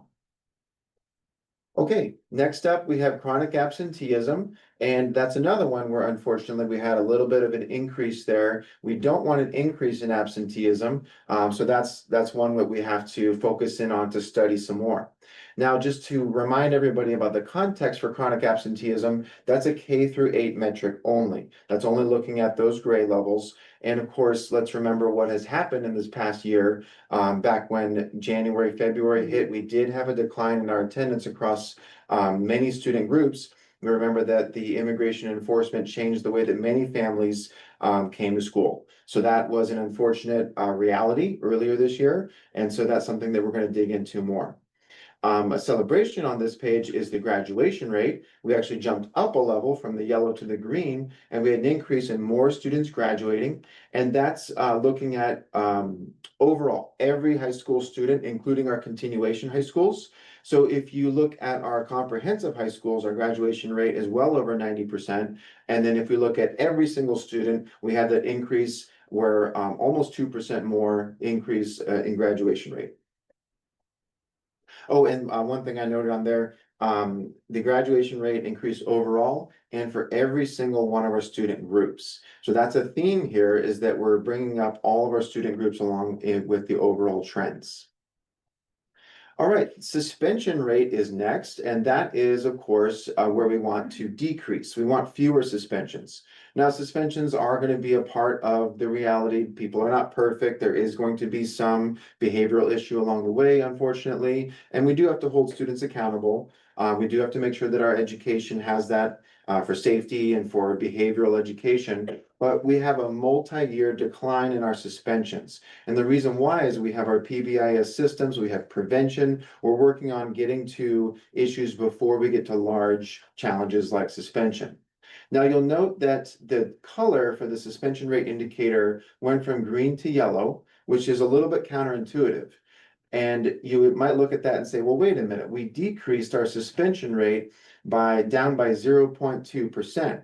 That's correct. Fewer students suspended, that's a multi-year trend. The way that the dashboard notes that is that to stay in the green for our category, we had to decline by a certain amount to stay in that, and the amount to decline was 0.3%. So we missed it by 1/10 of a percentage point. So regardless, we see the multi-year trend where we have fewer students being suspended, and that's the overall pattern that we're celebrating. The final one on this page is the science indicator. This is the first year that we have a color indicator on the science category, and the metric actually changed. The metric changed to something called science points, which without getting into too much detail is a bit like where the student's score falls within the range and the scale score range. It's not distance from standard, but it's sort of similar. And the point on this one is we do want the science points to go up, meaning we want a positive increase here. And so this was noted as 1.2 points of an increase compared to the previous year if you do that conversion to what it would have been with those science points. So we're in the yellow. That's another area where we're starting off strong, and that's a bit of a baseline for that first year. All right, here is a comparison of our district to the state of California. And you can see that we've leveled up and we are right there about neck and neck with the state, which is where we historically have been and where we want to be. Demographics of the state are similar to our district in many, many ways. And so you can see that we're right there and we are continuing our trend of improvements. We have momentum when we're working up towards that. And our graduation rate is actually above the state, and that's something to celebrate. So we can see that many of our indicators are very, very similar. All right, here's the biggest point of pride for me. This is my favorite one tonight, and this is where we're looking at the performance of many of our student groups. So many of our at-risk student groups or groups that have had challenges academically are growing very well, and they're growing at a much higher rate than the overall average of the entire district. So you can see here on the left side, we have English learners, long-term English learners, homeless, students with disabilities, and socioeconomically disadvantaged students. And then there's categories for like English language arts, math, science, and the graduation rate. This is looking at academic indicators and the graduation rate. And the positives here, which are noted with those purple boxes indicating improvement, are across the board. And if you compare those to the averages, the overall district averages, they're twofold, threefold, even fourfold. If you look at graduation rate, for example, huge improvements there, big jumps, double-digit gains in English language arts and math. So this is a big point of pride. This is showing that the years of growth have really added up. The years of sustained focus on our goals, the years of sustained actions and services within our aligned LCAP goals, our aligned board goals, our aligned actions across the district. Now we're really seeing that acceleration, and this is the definition of closing the achievement gap. Not only are we all increasing here, but the students who need to grow the most are growing the most, and this is where we have the biggest celebration. Yeah, a few weeks ago, Steve and I put in a Friday letter that we were named one of the top 10 districts in the county. This data was one of the reasons why we moved into that category. We're actually number 9. So, and this is the data that put us there because we're closing the achievement gap. Yeah, absolutely. Recognition for the work that we've done, the hard work that our teachers have done, and the great work that our students have accomplished. Okay, so the following slides here dig in one more step deeper into these indicators. And so this is a view, snapshots from the dashboard. On the left side, you're going to see what we call the indicator card. And you can see the color, you can see the amount of change, like increase 5.7 points for English language arts. And then on the right side is what we call the equity report, and that shows where the different student groups fall based on their performance. And so you can see that distribution. And then just as a quick note, some of the categories are going to say no color for certain student groups, and that's because they had less than 30 members, and that data is suppressed just for privacy reasons. So again, looking at English, seeing that growth, looking at math and seeing that growth, noting that we've moved from orange to yellow, and noting that there are no student groups in the red category for either English or math. We have moved all of our students out of those categories into the higher levels. English learner progress. So as I said, we're going to dig into this one. This is an area of focus. We did not have as much progress as the previous year, and so that's why we landed in the orange category. But I will note that the English learners as a whole, we have 2,256 English learners approximately. As a whole, this is how the category performed. And then if you look at our long-term English learners, there are approximately 538 students. Their performance actually was better than the average of that category. 48% of our LTEL students were making progress. They actually increased their progress. So when you look into this, you can find those highlights, and you can find that when you look at averages of overall groups, you might not see the whole story about the student group's performance. College and career indicator, as I said, there's many ways that this can be achieved, and we increased that. We 4.6% more students in the previous year. Lots of ways that that was achieved across our high schools. So we're proud of that one in the green. This is another example of when you're identified in the top 10, they called this out too. They called out the fact that it's not just about academics, it's also our connection to careers. Yeah, and ultimately, if we're going to look at things that truly are the end goal, we're going to look at college and career preparation. We're going to look at graduation rate. That's where we look at those outcomes for our students. So these are great things to achieve. Chronic absenteeism, as I noted, this was a slip where we had a little bit more of our students in the chronic absenteeism category. This is where we're going to have to dig in. We're going to have to do a little analysis and look further into this. I did attend a meeting a few weeks back at the county office and noted that across the county, many of these at-risk student groups did increase in their absenteeism. So it's not like we are the only district. There are many districts in a similar category. So I work with other county office staff and other district staff to find out how they're analyzing it, what their actions are to support that, and how we can find ways to, alleviate these problems and get back on track. As I noted, the graduation rate was a big celebration as well, and we have 88.8% of our students graduating.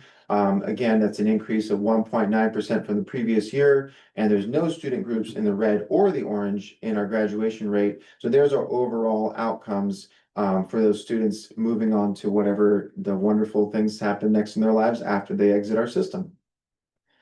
Suspension rate is in the yellow. Again, we had a small dip in that the suspension rate went down, which is what we want. We want fewer suspensions, but we weren't fully at that green level. Once again, we missed that just barely, but that's okay when you look at from 2022 to 2025, every single year we've had a dip in our suspension rate very consistently, and so that's something to celebrate.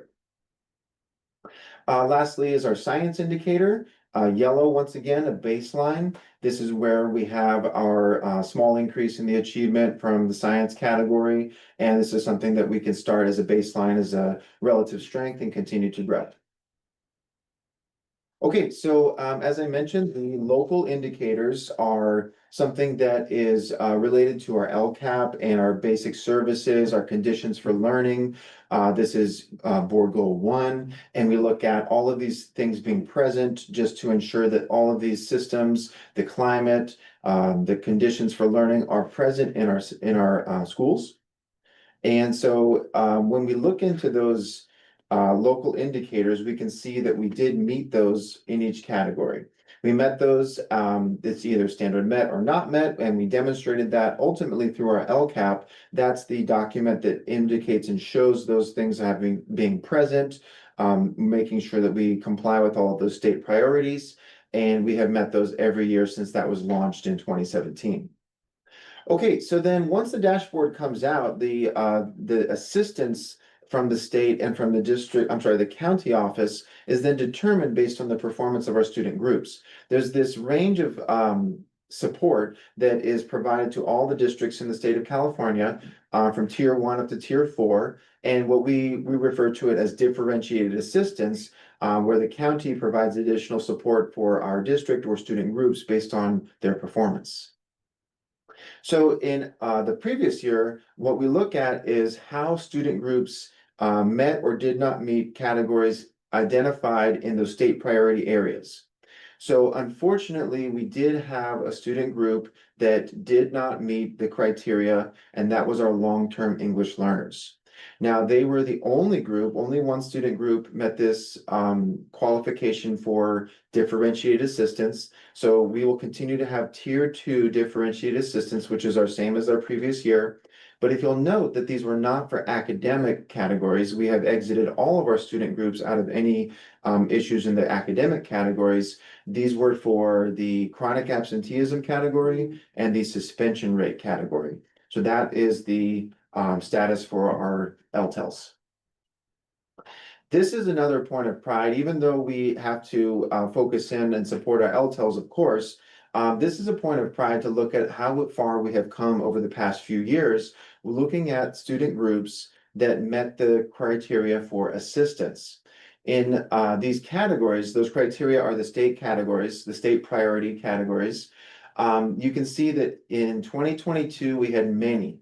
There were many student groups that unfortunately were not meeting those state criteria. 2023, fewer. 2024, only one student group, and that was the students with disabilities. In 2025, we were happy to have the students with disabilities exit those categories, and there are no students in the categories 4 and 5, the academics for academics and graduation rate, and you can see our LTEL students in chronic absenteeism and suspension rate.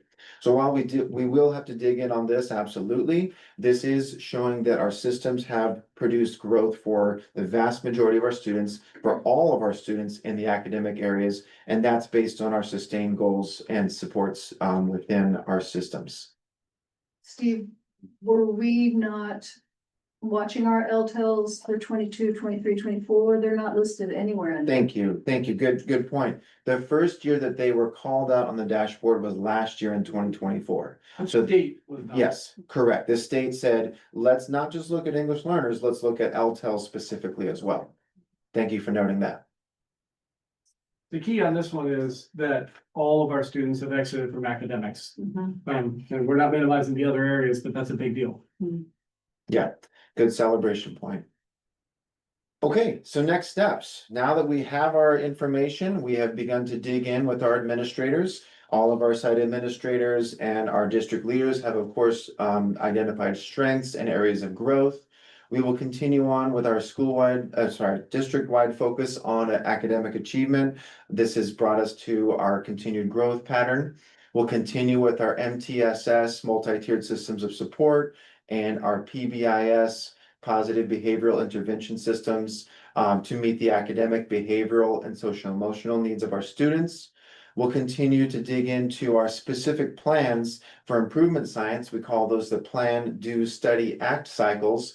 And we're going to look at data trends. Our principals are already looking at data trends and working on targeted improvement actions. And that is specifically one of the main parts that we're going to focus on within our board workshops in February, where the principals will meet with you to talk about their improvement actions site by site. And I'd be happy to answer any questions if you still had them. Go ahead. Well, I have a comment, so it's, can we go back to chronic absenteeism, please? What slide again? 19.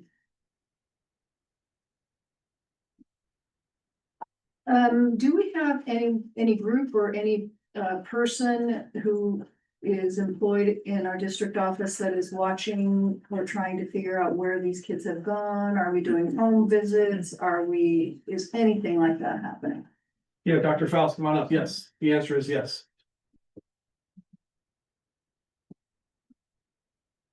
Thanks for bringing that up. Yes, our new director, Jamie Dayhoff, he oversees our attendance.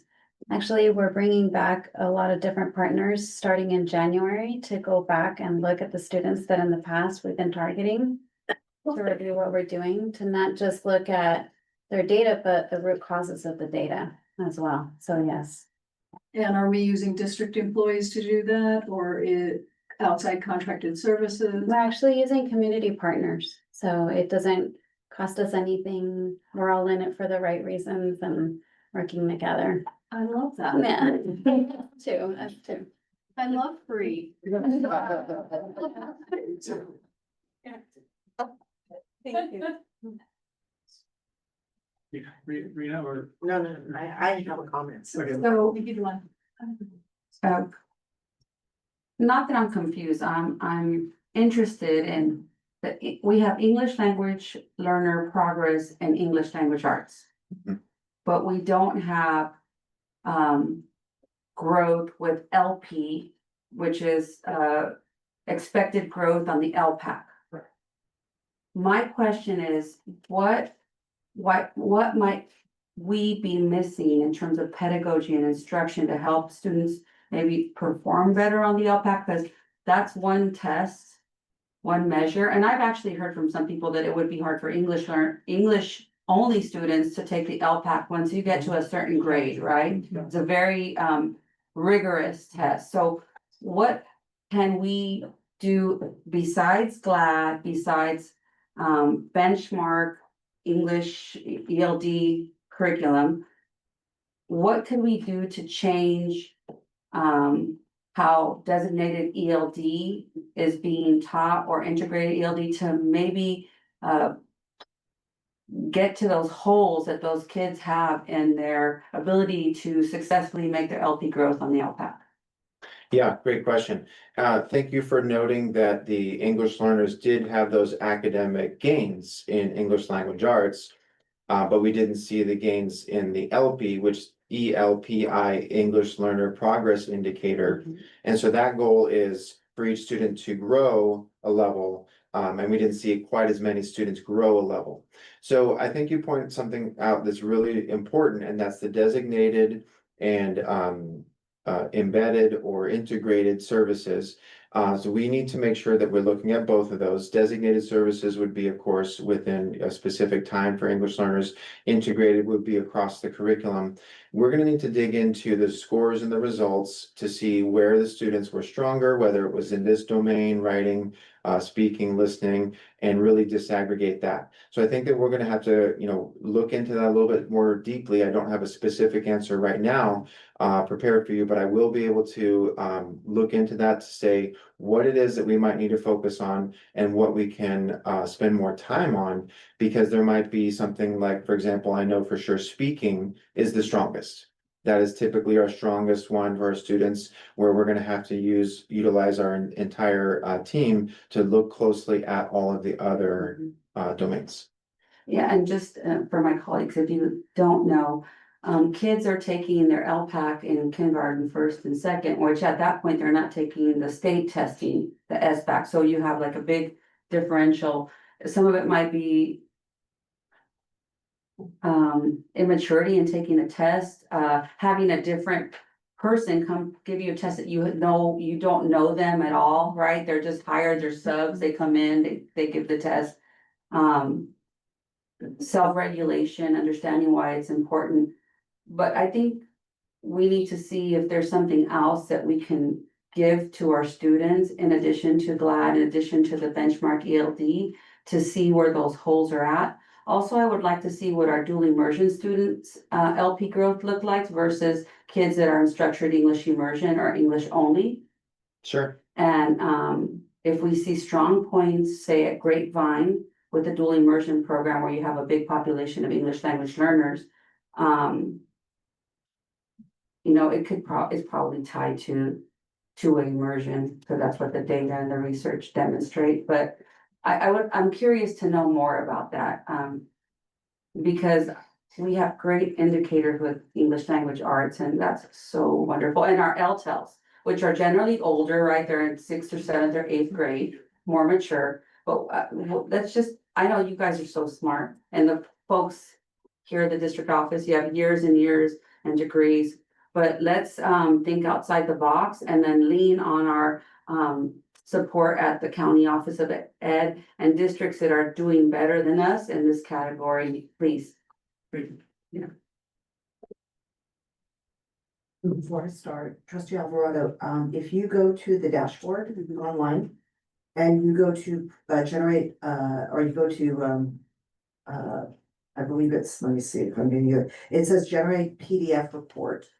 Okay, when you go to it, if you click on that, then it gives you the option to generate this report only or all reports for Vista Unified. And it will bring up all the schools for you and you can look at the DLI schools versus and compare them that way. If I don't know if that's helpful or if that's what you were sort of talking. Yeah, I'm familiar with it. I just want to see best practices, especially for our schools that don't have access to that. And to be fair, only one of our schools in the heart of Vista that has the most diverse population has two-way immersion. Actually, Hanalima, I don't know what their population is, but Alamosa doesn't really reflect the overall demographics of our district, right? Honolulu is also more English speaking than. Yeah, so to be fair, you know, we gotta, yeah, we shouldn't look at the outside schools. I mean, they're important, but it's different programs, it's different student populations, less unduplicate student counts. So perhaps we can learn from other districts or of course lean on the differentiated help we're gonna get from the County Office of Education. All right, so let me get to what I was gonna say, because I'm doing a happy dance, okay, within reason. All right, we do have. Write that down, by the way, happy. Yes, happy dance, happy dance. Yeah, we do have areas that we need to improve, that we didn't see the growth that we wanted to. We still have a long way to go. This is a marathon, not a sprint though. And this leg of the marathon, I'm very happy with these results. So congratulations to everybody. Congratulations. Thank you to our teachers, to our classified employees, to our parents, to our staff, to our administrators, to our cabinet, and to you, Dr. Doyle. Great work. I mean, I am very pleased with these results. Like I said, you know, I'm not, don't get me wrong, we're not gonna slack off. No slacking off allowed, no. I think we're gonna do better next year. You'll. Good.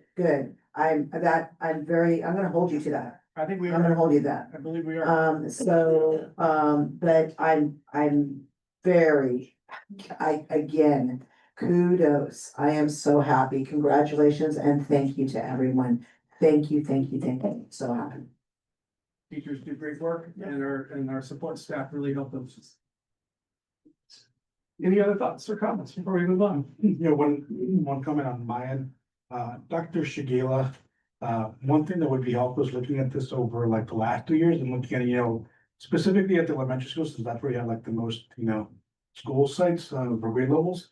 But looking over the past 2 years, looking at what's been done at those schools and seeing, you know, what are the trends? You may already know what the trends are, and you know, what program implementation is happening and what schools have done or have not done. So I mean, I love your thoughts, you know, probably a longer conversation, but Yeah, something for the near future. perfect. Thank you. And perhaps we can bring that back at our meeting in February when we meet with the principals. And maybe you can start the meeting with some general. Yeah. Thoughts. Yeah, and this is not to say like, you know, you're to our teachers, you know, like, and principals, like, yes, there's work to be done, but it's like, how do we get better? Yeah, Exactly.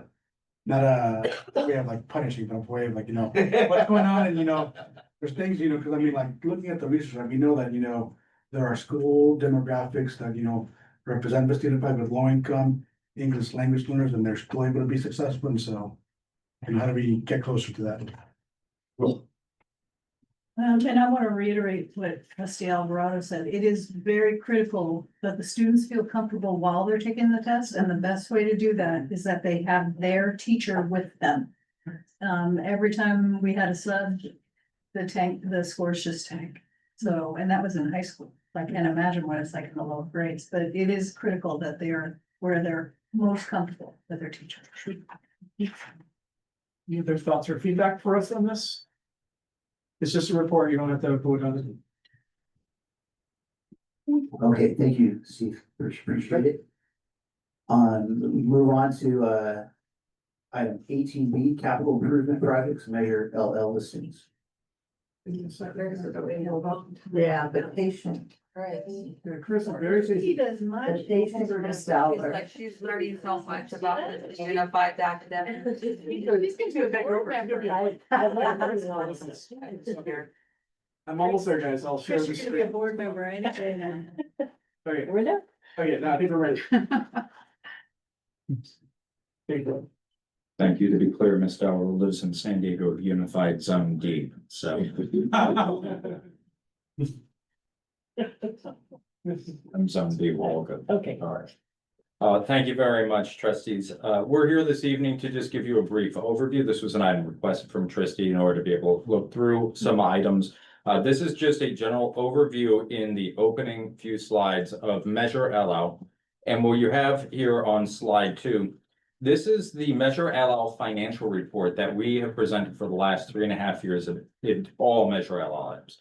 This was developed in part with the San Diego County Taxpayers Association as a transparent means of, continuously publishing our financials. But I want to be clear, this is purely a financial report. It doesn't reflect a lot of other things as well. So we also have been working with the Taxpayers Association on a few other things. We included some of them at the end, so if you have questions, going back into that format that we've had where there's a supplemental material, if you have questions at the end, what's on our website, where it is, because we have a plethora of reports and different things, not just on LL, but on projects across the district, because when we got LL, we had a series of projects, but then we were able to utilize other funds to do a lot of other things in different ways, so not just use LL funds. So the next example on the next slide is the report that's being developed with the San Diego County Taxpayers Association now. And the reason for that is when you have a bond campaign, it's not a year or two. This is usually a decade. And what occurs in the course of that decade is you close out a lot of projects, and those projects go through a repeat audit cycle, meaning they're audited, they're closed, and they're not open for debate in terms of the financials. So they've been closed out. So when we talked with our Citizens Bond Oversight Committee, that's one of the committees I was checking on for their date when we were talking earlier for dates. What we realize is the CBOC spends a lot of time talking about the financials on projects that were closed 5-6 years ago. And that's actually not the CBOC's purview. They're supposed to be looking after the current ones, even though we review projects. So this breaks it down a little different. And as with all good things in finance, if we really want you to take a look at it, it's that 4-point font to fit on one page, right? And clearly when we publish this is an alternative way that we publish things in our CBOC annual report. And here's how it basically breaks down. On the right side of the page are the bond categories. That is how we have to report it because that's what the taxpayers voted on. So that's category A, B, C, D, E, and F. And then down the line, what you have on the top portion of the page are sort of the general bond items, the administrative items, the overarching items that have to do with the bond, along with the current open projects. The projects that the CBOC is reviewing and working on. And then down below what you have are all of the projects with a very quick description that have been completed, closed on, the board approval date, the board vote on that approval date, the budget, the final cost, and then the project categories that it qualifies for meeting that promise we made to the taxpayers. We said we would do these projects. So it says which of these categories was our promise being kept in. The completion date, meaning the notice of completion date, and then the two questions that are the most pertinent questions to auditors and to people reviewing the financials of Measure LL. Did you complete the project in general on time and on budget? Those two items back and forth. So that's the overview of the one that's being developed with the Taxpayers Association. Again, we don't do this alone. Starting 3 years ago, we began to bring various organizations in to talk to them about how can we do better? What are people looking for?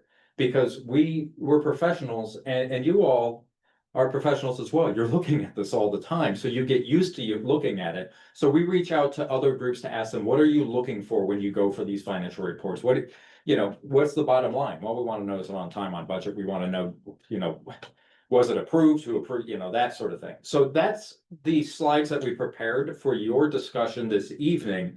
The supplemental material, again, is at the end simply resource slides on what's on the web pages, which is hundreds of pages of reports and projects. What are the current facility listing projects? How do we publish them? And what are the ones that we're doing on the upcoming cycle for communications? Because we're working with some communication professionals on this in order to demonstrate what we're doing. Because as noted by several board members, it is complex. There's Measure LL, there's Fund 40, there's deferred maintenance funds. There, you know, there is, we talked about this evening, you know, Trustee Morocco brought this up. What about this plumbing? Well, that came out, we used a cafeteria fund for that. We used a federal fund. So when you look at all that, it gets really complicated fast. So that's our overview this evening for your discussion, for anything. And Ms. Dowler is here. Because she and I do work in close partnership, particularly on Measure LL. It is a whole different group for Fund 40 and other items, except for a few specific high profile, higher dollar figure items that Ms. Dollar does work on directly with me on. So we'll turn it back over to you. We're just here for any questions that we can answer. Back to the board president. Yeah, Trustee Morocco. No picture? I know. It is not a Measure LL general report. It's just specific, that we were asked specific for the financials and the project listings. And these are the ones that we do present to the board and what we're working on now. There is a whole separate thing for the CBOC. Those are the published annual reports, but those are the items. Yeah, no pictures this time. No. I'll be ready in January then. Yeah. Okay, gotcha.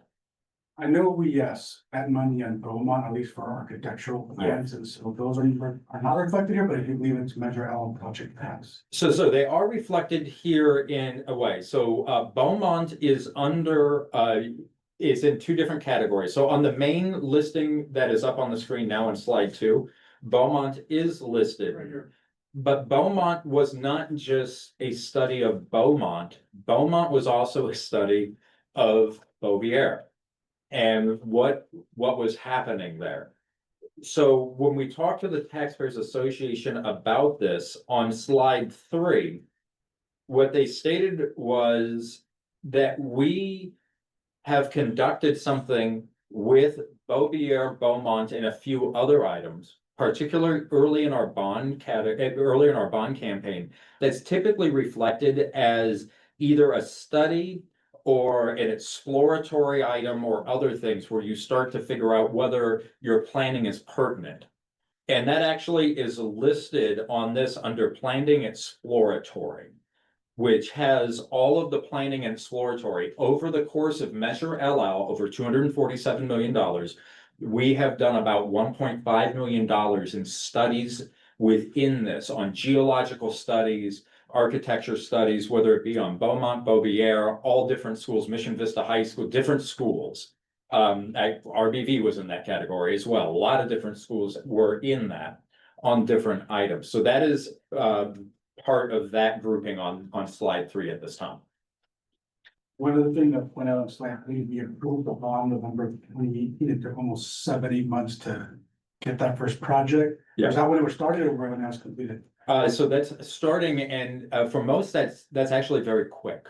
Most districts, when they get a new bond. So let's separate ourselves into two categories. There are school districts that have what we call continuing bond campaigns. And there are school districts that are new to bond campaigns. Vista Unified was new to bond campaigns. 6 months to upstart a project, extraordinarily fast to be able to do. You mobilize quickly around those things for the first project. So that's actually a good sign. When you have what's called layered bonds, so for example, we have an active bond campaign. That means we have an active team. We have people that we have a listing, right? When you do that, you probably already know, for example, when we talk as a group here and we say, we know we have stadiums that need replacing, gyms that need replacing. We have a listing already. if suddenly a new bond were to materialize, I have no doubt that this board would have the capability to start to prioritize order what would need to happen, where and when, and we would start in immediately on that. It's a little different when you don't have the first bonds, because you don't even have the money to start talking about that. Or the expertise. Or the expertise. So this was a fast mobilization, in this case, but you're correct, 6 months. And then the only other, I know this is Measure LL, what is it, Fund 40 is the other one? Yeah. Could we get a report over like the projects over the last 2 years for that as well? So that is included here, for the vice president, to see on slide 6. Is an example of like the website resourcing that we have. It is listed all online. I gave you 2 separate pages of those listings. But on page 7 of this, we clearly won't go in because this is now at 2-point font, which lets you know it's really important. This is a quick picture of the listing that's available on our website currently of all of the projects that have happened in Fund 40 and Measure LL since Measure LL passed. And if you go 1 slide further, this is a little different listing. Okay, this listing is now the same listing in groupings as the long range facility master plan. And I know you can't see on the small, I'm not going to say you can't see, I can't see, I don't have the eyes for it. The top grouping is elementary, the middle is middle, no coincidence. The next are the high school locations, below that are all of the various other locations. Green means that that site has had work done on it since 2018 as a capital improvement project, either in Measure LL, Fund 40, or some other funding source. And what you're seeing across the top are the bond categories that we have to report back on. And what you're seeing below that is if you look at the first line, upper left hand, it's really hard to see, you'll see LL.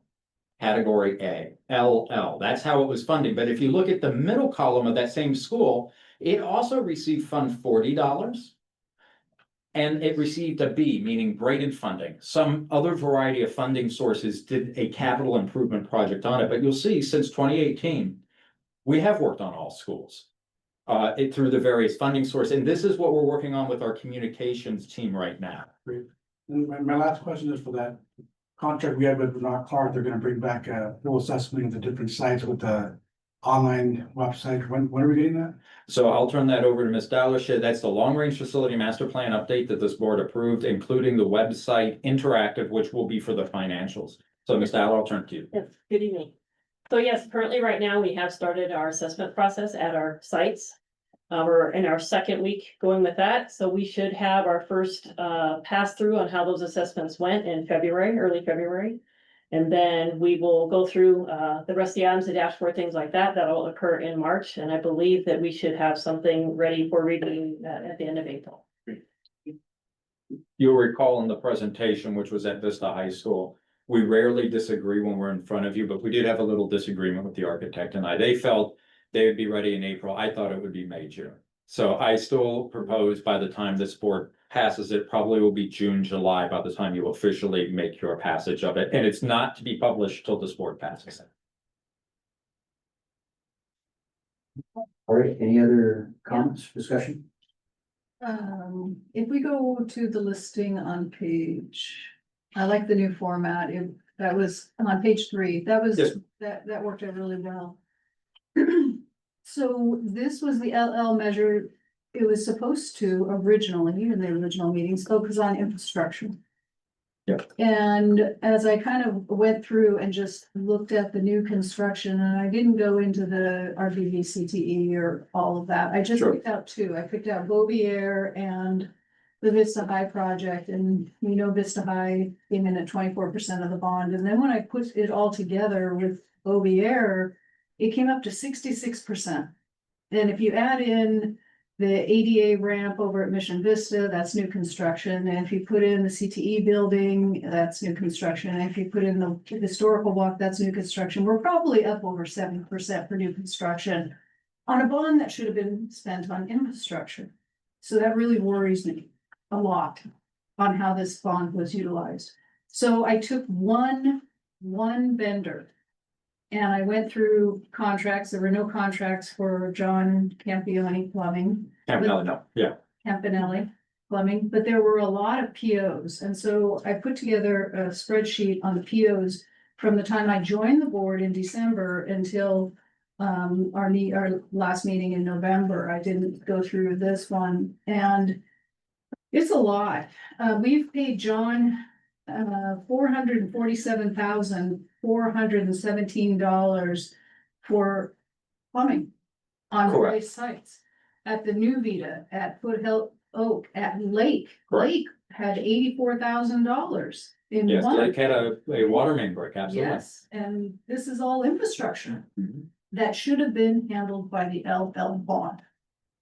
And it infuriates me that 30% went towards infrastructure. It infuriates me. Because now, and now I'm looking at other vendors.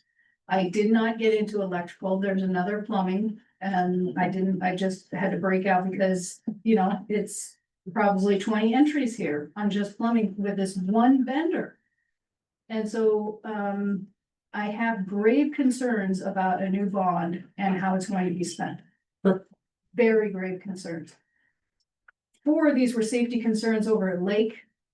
16,000, 84,000, 11,000, 24,000. That's a lot of money. It's just crazy. So these are add-ons. Can we use our district plumbers? I doubt it. These look like big projects. Where are these funds coming from?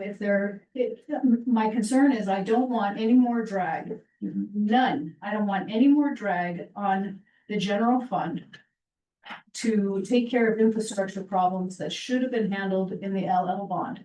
And so I don't know where all the other funding is coming from. Matter of fact, I would really like to know all of our funding sources and what the balance is in all of those at this point.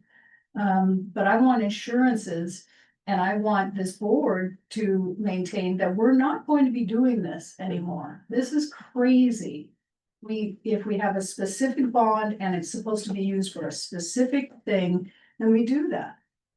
And I don't see that in here. I don't understand why 66%, probably 70% went to new construction.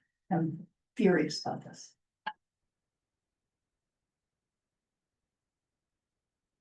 All I gotta say. Can I ask a follow-up question, Trustee Martin? Yes.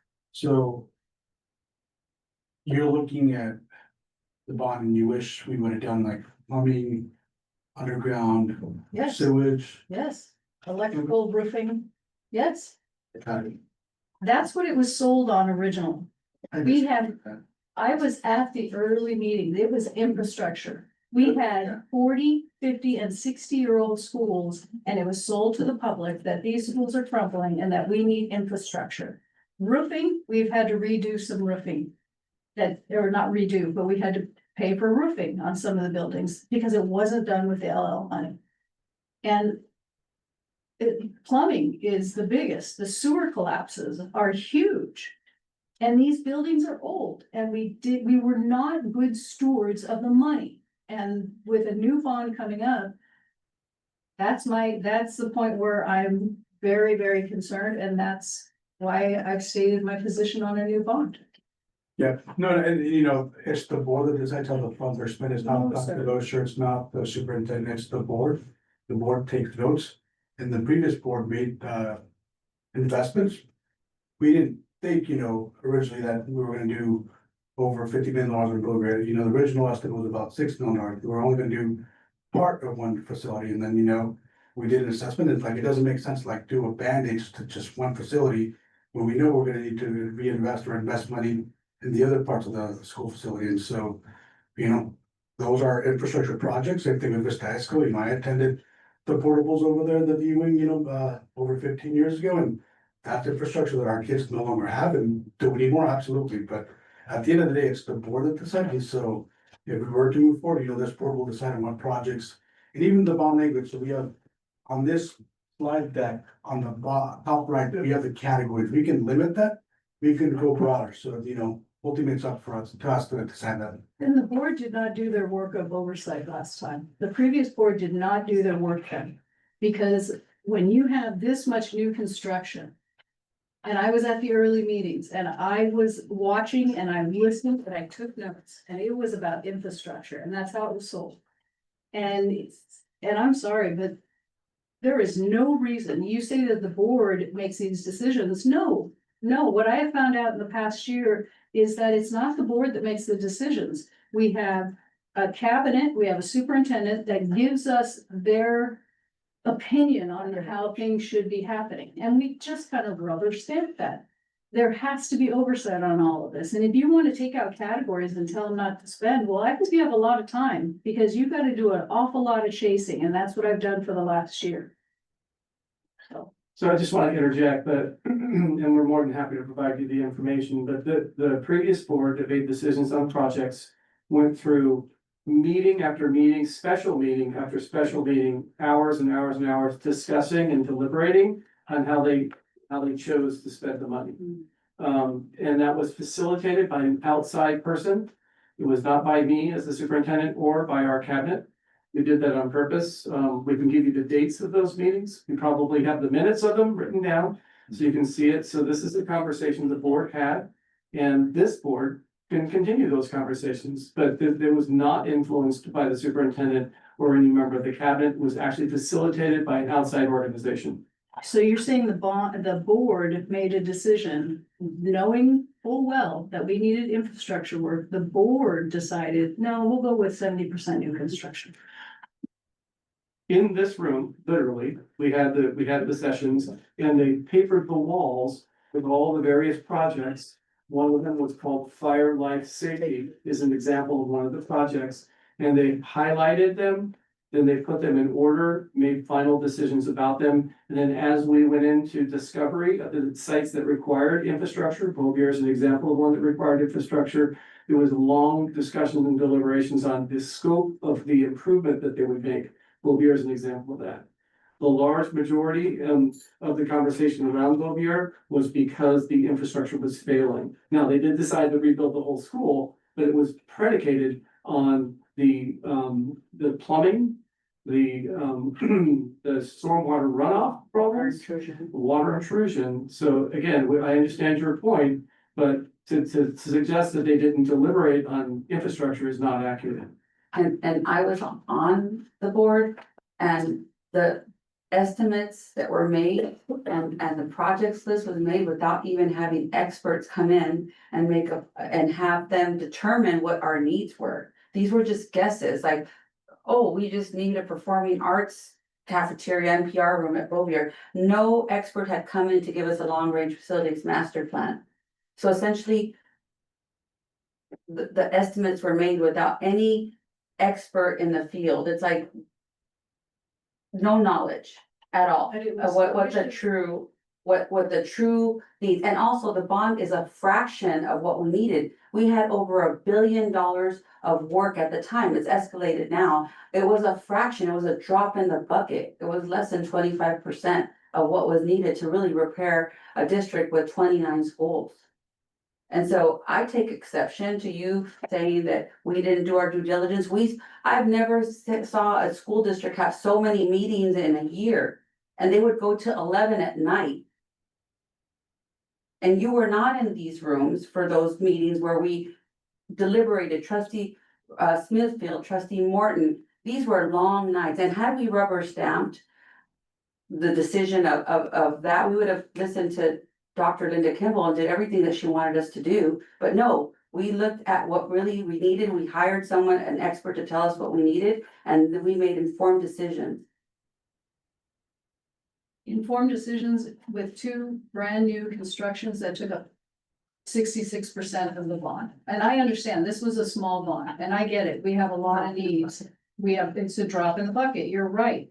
But we should have used it to make sure that our buildings were standing, and we're going to continue to stand until we came up with more money. Yep, and previously, in the previous bond, we told the schools because we were gonna grow, that didn't happen. How you know? Exactly. My point. Well, similar to the request for budget development, I would highly recommend that we schedule some conversations so we can really dig into it. And this board is nicely positioned to determine how you would like to proceed in the future. Could I also recommend we do site visits, cause like looking at the stuff that's Yeah. happening. Dr. Shigella, no offense to the old Vita site, but I'm like, some of those water fountains, the AC units. The back room with the internet tower, I'm just like, wow. I would make that recommendation. You know, these aren't easy, just like, budget's not easy. And we can look at this in different ways, category A, B, C, D, E, you'll see a bunch qualify. They're not broken out in saying what handled plumbing, what happened. You couldn't do the sewers for Beaubier without knocking down all the buildings. That was not happening. We had professional experts come out, that was one of the determining factors. You could not do it. It could not be done. It had to go through the process of reconstructing it. We did a financial analysis. The recommendation of the experts was it would be cheaper over a 15-year period than trying to constantly doing the very work that you're seeing, where it's constant. There's over $1.5 billion in need. It is hard for boards. Difficult decisions have to be made. But what's for certain is because something is marked new construction doesn't mean that it didn't touch utilities. Vista Magnet Middle School touched the underground sewers, touched all of the electrical, touched the internet and all of it. And most people believe it was a facade project. It was an underground utility project to address items for drainage at the front of the school. That was the primary. These are the sorts of things, when it goes underground, people just aren't gonna see. But if the observation is that we have done $400 and some thousand with this particular plumber, my response is correct, and I believe it was over $1 million last year. That is correct. That is the state of the plumbing, because we don't have $1.5 billion to move from a product called Orange Birch, which is 70 years old and had a lifespan of 30 years and was not replaced. And that's what we're inheriting. That's correct. I agree. It's frustrating. It's beyond angering. And yes, it does touch the general fund. That's why we have said, unless we find something to do on the general fund where at least 3% comes out, we have been spending on average 9%. And we don't think that is appropriate. That's why we bring it forward to you. We agree. That's a lot of money. It is very painful. Very painful. Do we have to make a motion to extend the meeting? It's almost 10. No, it's 10:30, that's 10:30. Well, you're good. Continue the meeting, much to all who want to debate this. No, I'm just We all wondering if agree, if everybody needs Yeah. more time. No, More money. I've made my point. Yes, ma'am. Okay, more comments, discussion at this time? Okay. You're gonna get one sentence for you, Dr. Markov. It's promotion. Dr. President. Yeah, I think it was probably only. It was a few months ago, I just learned about the kind of pipes we have under schools. Yeah. And that's just scary. And I know that's it's something that. We gotta repipe. I don't know how you repipe something that big, but. You have to dig up to the school. It's located underground. It's located under our classrooms and throughout the campus. And I understand the pain it causes. I try not to get emotional about it. It disturbs our teachers, our kids, it's painful.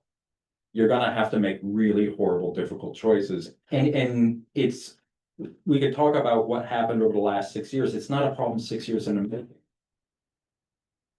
It's a problem that's been in the making since 1978. And there is no resolution on the horizon. And who decided to put a product of sewers that contains 50% tree bark in this area? I can't speak to that. But I assure you they're not with us any longer. So we can have to move on from that. But it is so. And it's really frustrating. And I feel your frustration. I do. And I share it. Thank you. Thank you. Take it.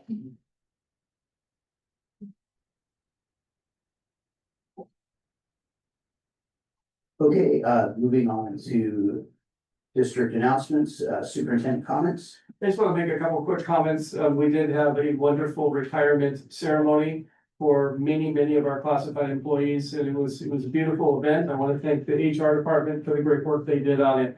And I have to say, reflecting on it, I had a chance to go around and talk with the folks who are retiring. And most of them in the room had worked for Vista for 25 or more years. And it was just an amazing commitment, an amazing gift to our community. And it was great to see them all. I want to thank Trustee Martin for being there and Trustee Alvarado for being there representing us. And it was just beautiful. So I just wanted to make sure that we made a statement. We honored the great work that they've done. They're only days away from stepping out the door, and we appreciate the great work they've done. We also had two just fantastic community-wide events that showcase the talent of all of our students and the hard work of our teachers and our staff. That was the parade that happened, the annual holiday parade. It was beautiful. There were literally thousands and thousands of people there watching our students do amazing things. What I was most struck by was that the bands, so Vista High and Rancho Buena Vista High School bands and their directors got together, and they didn't just do individual bands, they did a joint band as they were walking through, and they actually led the parade. It was beautiful. We also had our Vista High JROTC representatives there, our student leaders. They did a wonderful job. And then the very next day, we had the annual holiday tree lighting event. We had 22 student groups perform from 1 o'clock to 6 o'clock. Representing 16 different schools. It was absolutely beautiful. So we have amazing kids. We have obviously amazing teachers and staff that make this happen. And I want to just, make sure that they're all recognized and that we appreciate the great work they do. It was beautiful. Thank you, Dr. Doyle. Moving on to item 28, request for future board agenda items or other business. I do. Okay, Trustee Martin. Yes. I would like a list of all the funding sources. If they're one-time funds, I'd like to know their expiration date. I would like to know what's allowable spending in each of the categories and not, have to list everything, but just give me a general idea of what it can be spent on. And the fund balance to date. Okay, we'll work on that. Thank you. We might come up with a mock-up to make sure it works your needs, and we'll go back and forth until we get to what we think you want. That's fine. Thank you. And I'm just reiterating what I brought up earlier. I don't know if it would necessarily be an agenda item or it could be a Friday letter, a report item about an analysis of our SPED funding that we're supposed to be getting from the federal government. Yes. And where we're at with that, so that I want to make sure that we don't fall into the same category that San Diego did. Yeah, so. Good. Any others? Okay, kind of going off of the previous discussion a little bit of infrastructure and facility improvement. I'd like to look for areas where maybe we might have overlap with the city of Vista, and just see if we discussed for instance the underground stuff at Vista Magnet, and there's maybe some other things that the city and also the chamber use the field there, and if there's areas that we can like that we can look at cooperating with them to maybe find some funding. So like cost sharing type. Cost sharing, yeah, exactly. The city, not vice president, but deputy mayor, announced that they have a surplus of 9.5 million. Perhaps they could help us out on the road to Vita and putting in sidewalks. I would really like to see that happen. I think the problem with that is that that's unincorporated county property, and so that would have to be a county issue. I think there's a jurisdiction. And A portion of it is county and a portion of it is city. But we'll bring it back. Sidewalk, dirt, sidewalk. Yeah. Right. Vista is, I think we all know, 8 of our schools are actually in Oceanside. Right. So I think this is an example, somewhere in the county, but we hear you.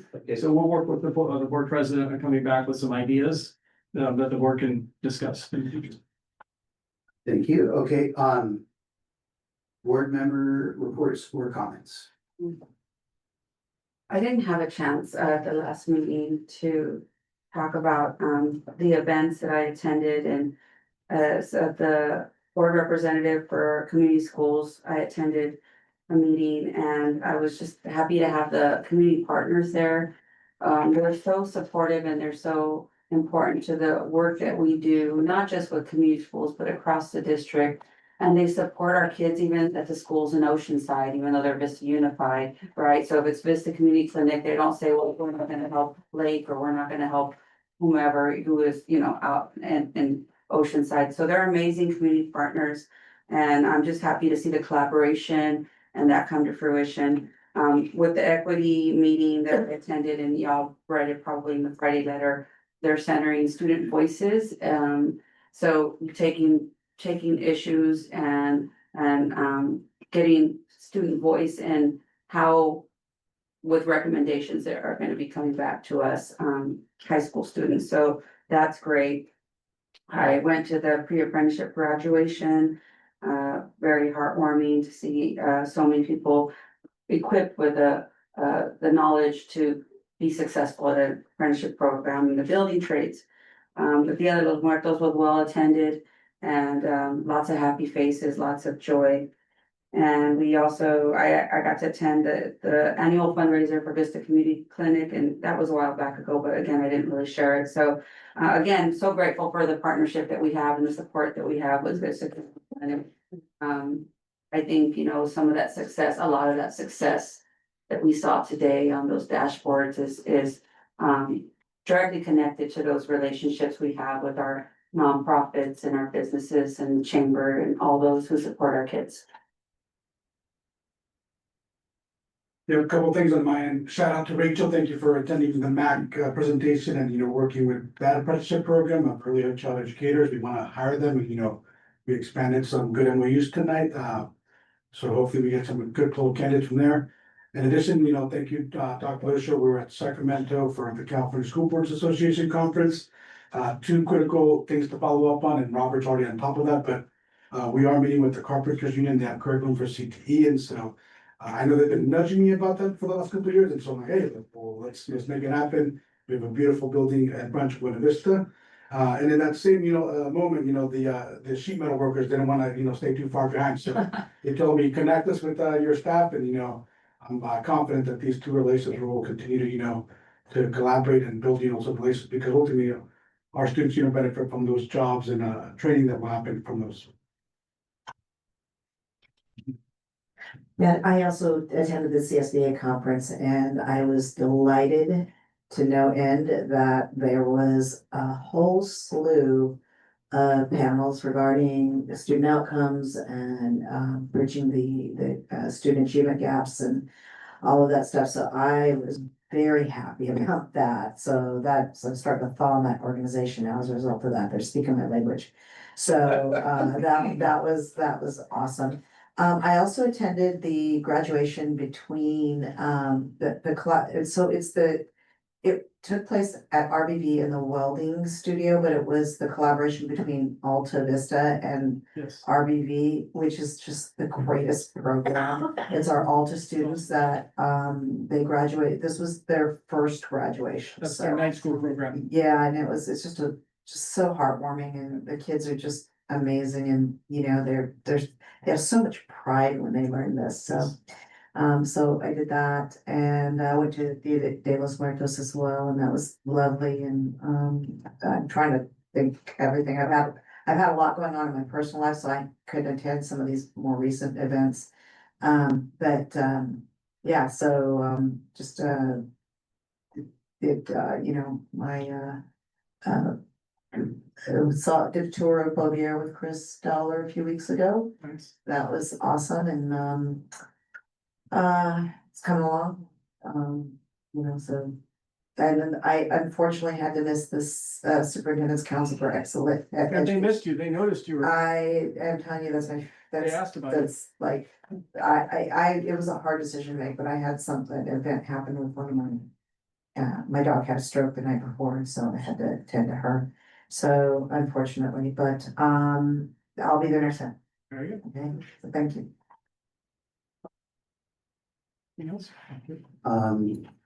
For myself, I had a couple of Zoom meetings with the Arts Committee. Megan Ratliff did a very good job facilitating those.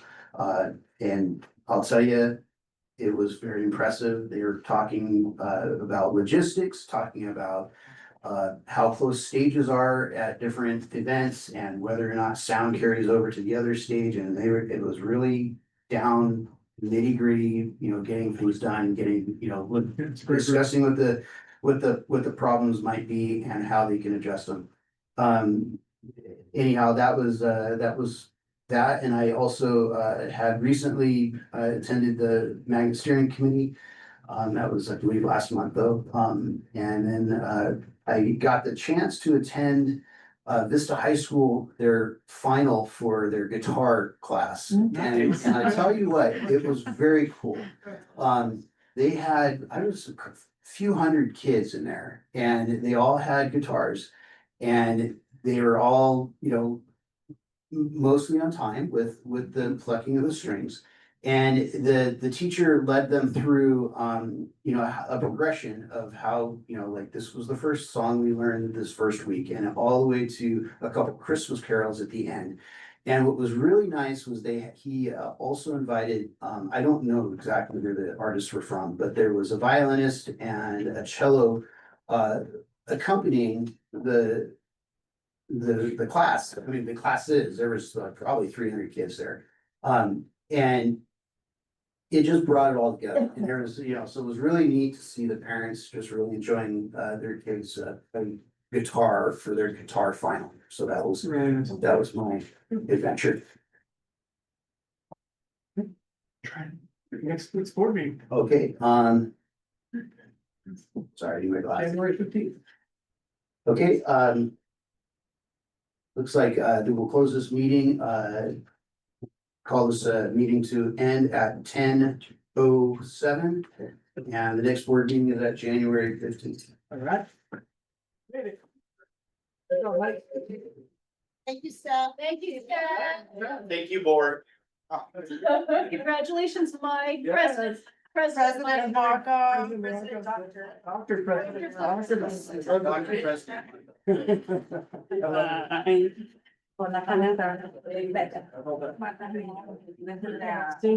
was in the cabinet in the restaurant. But it was.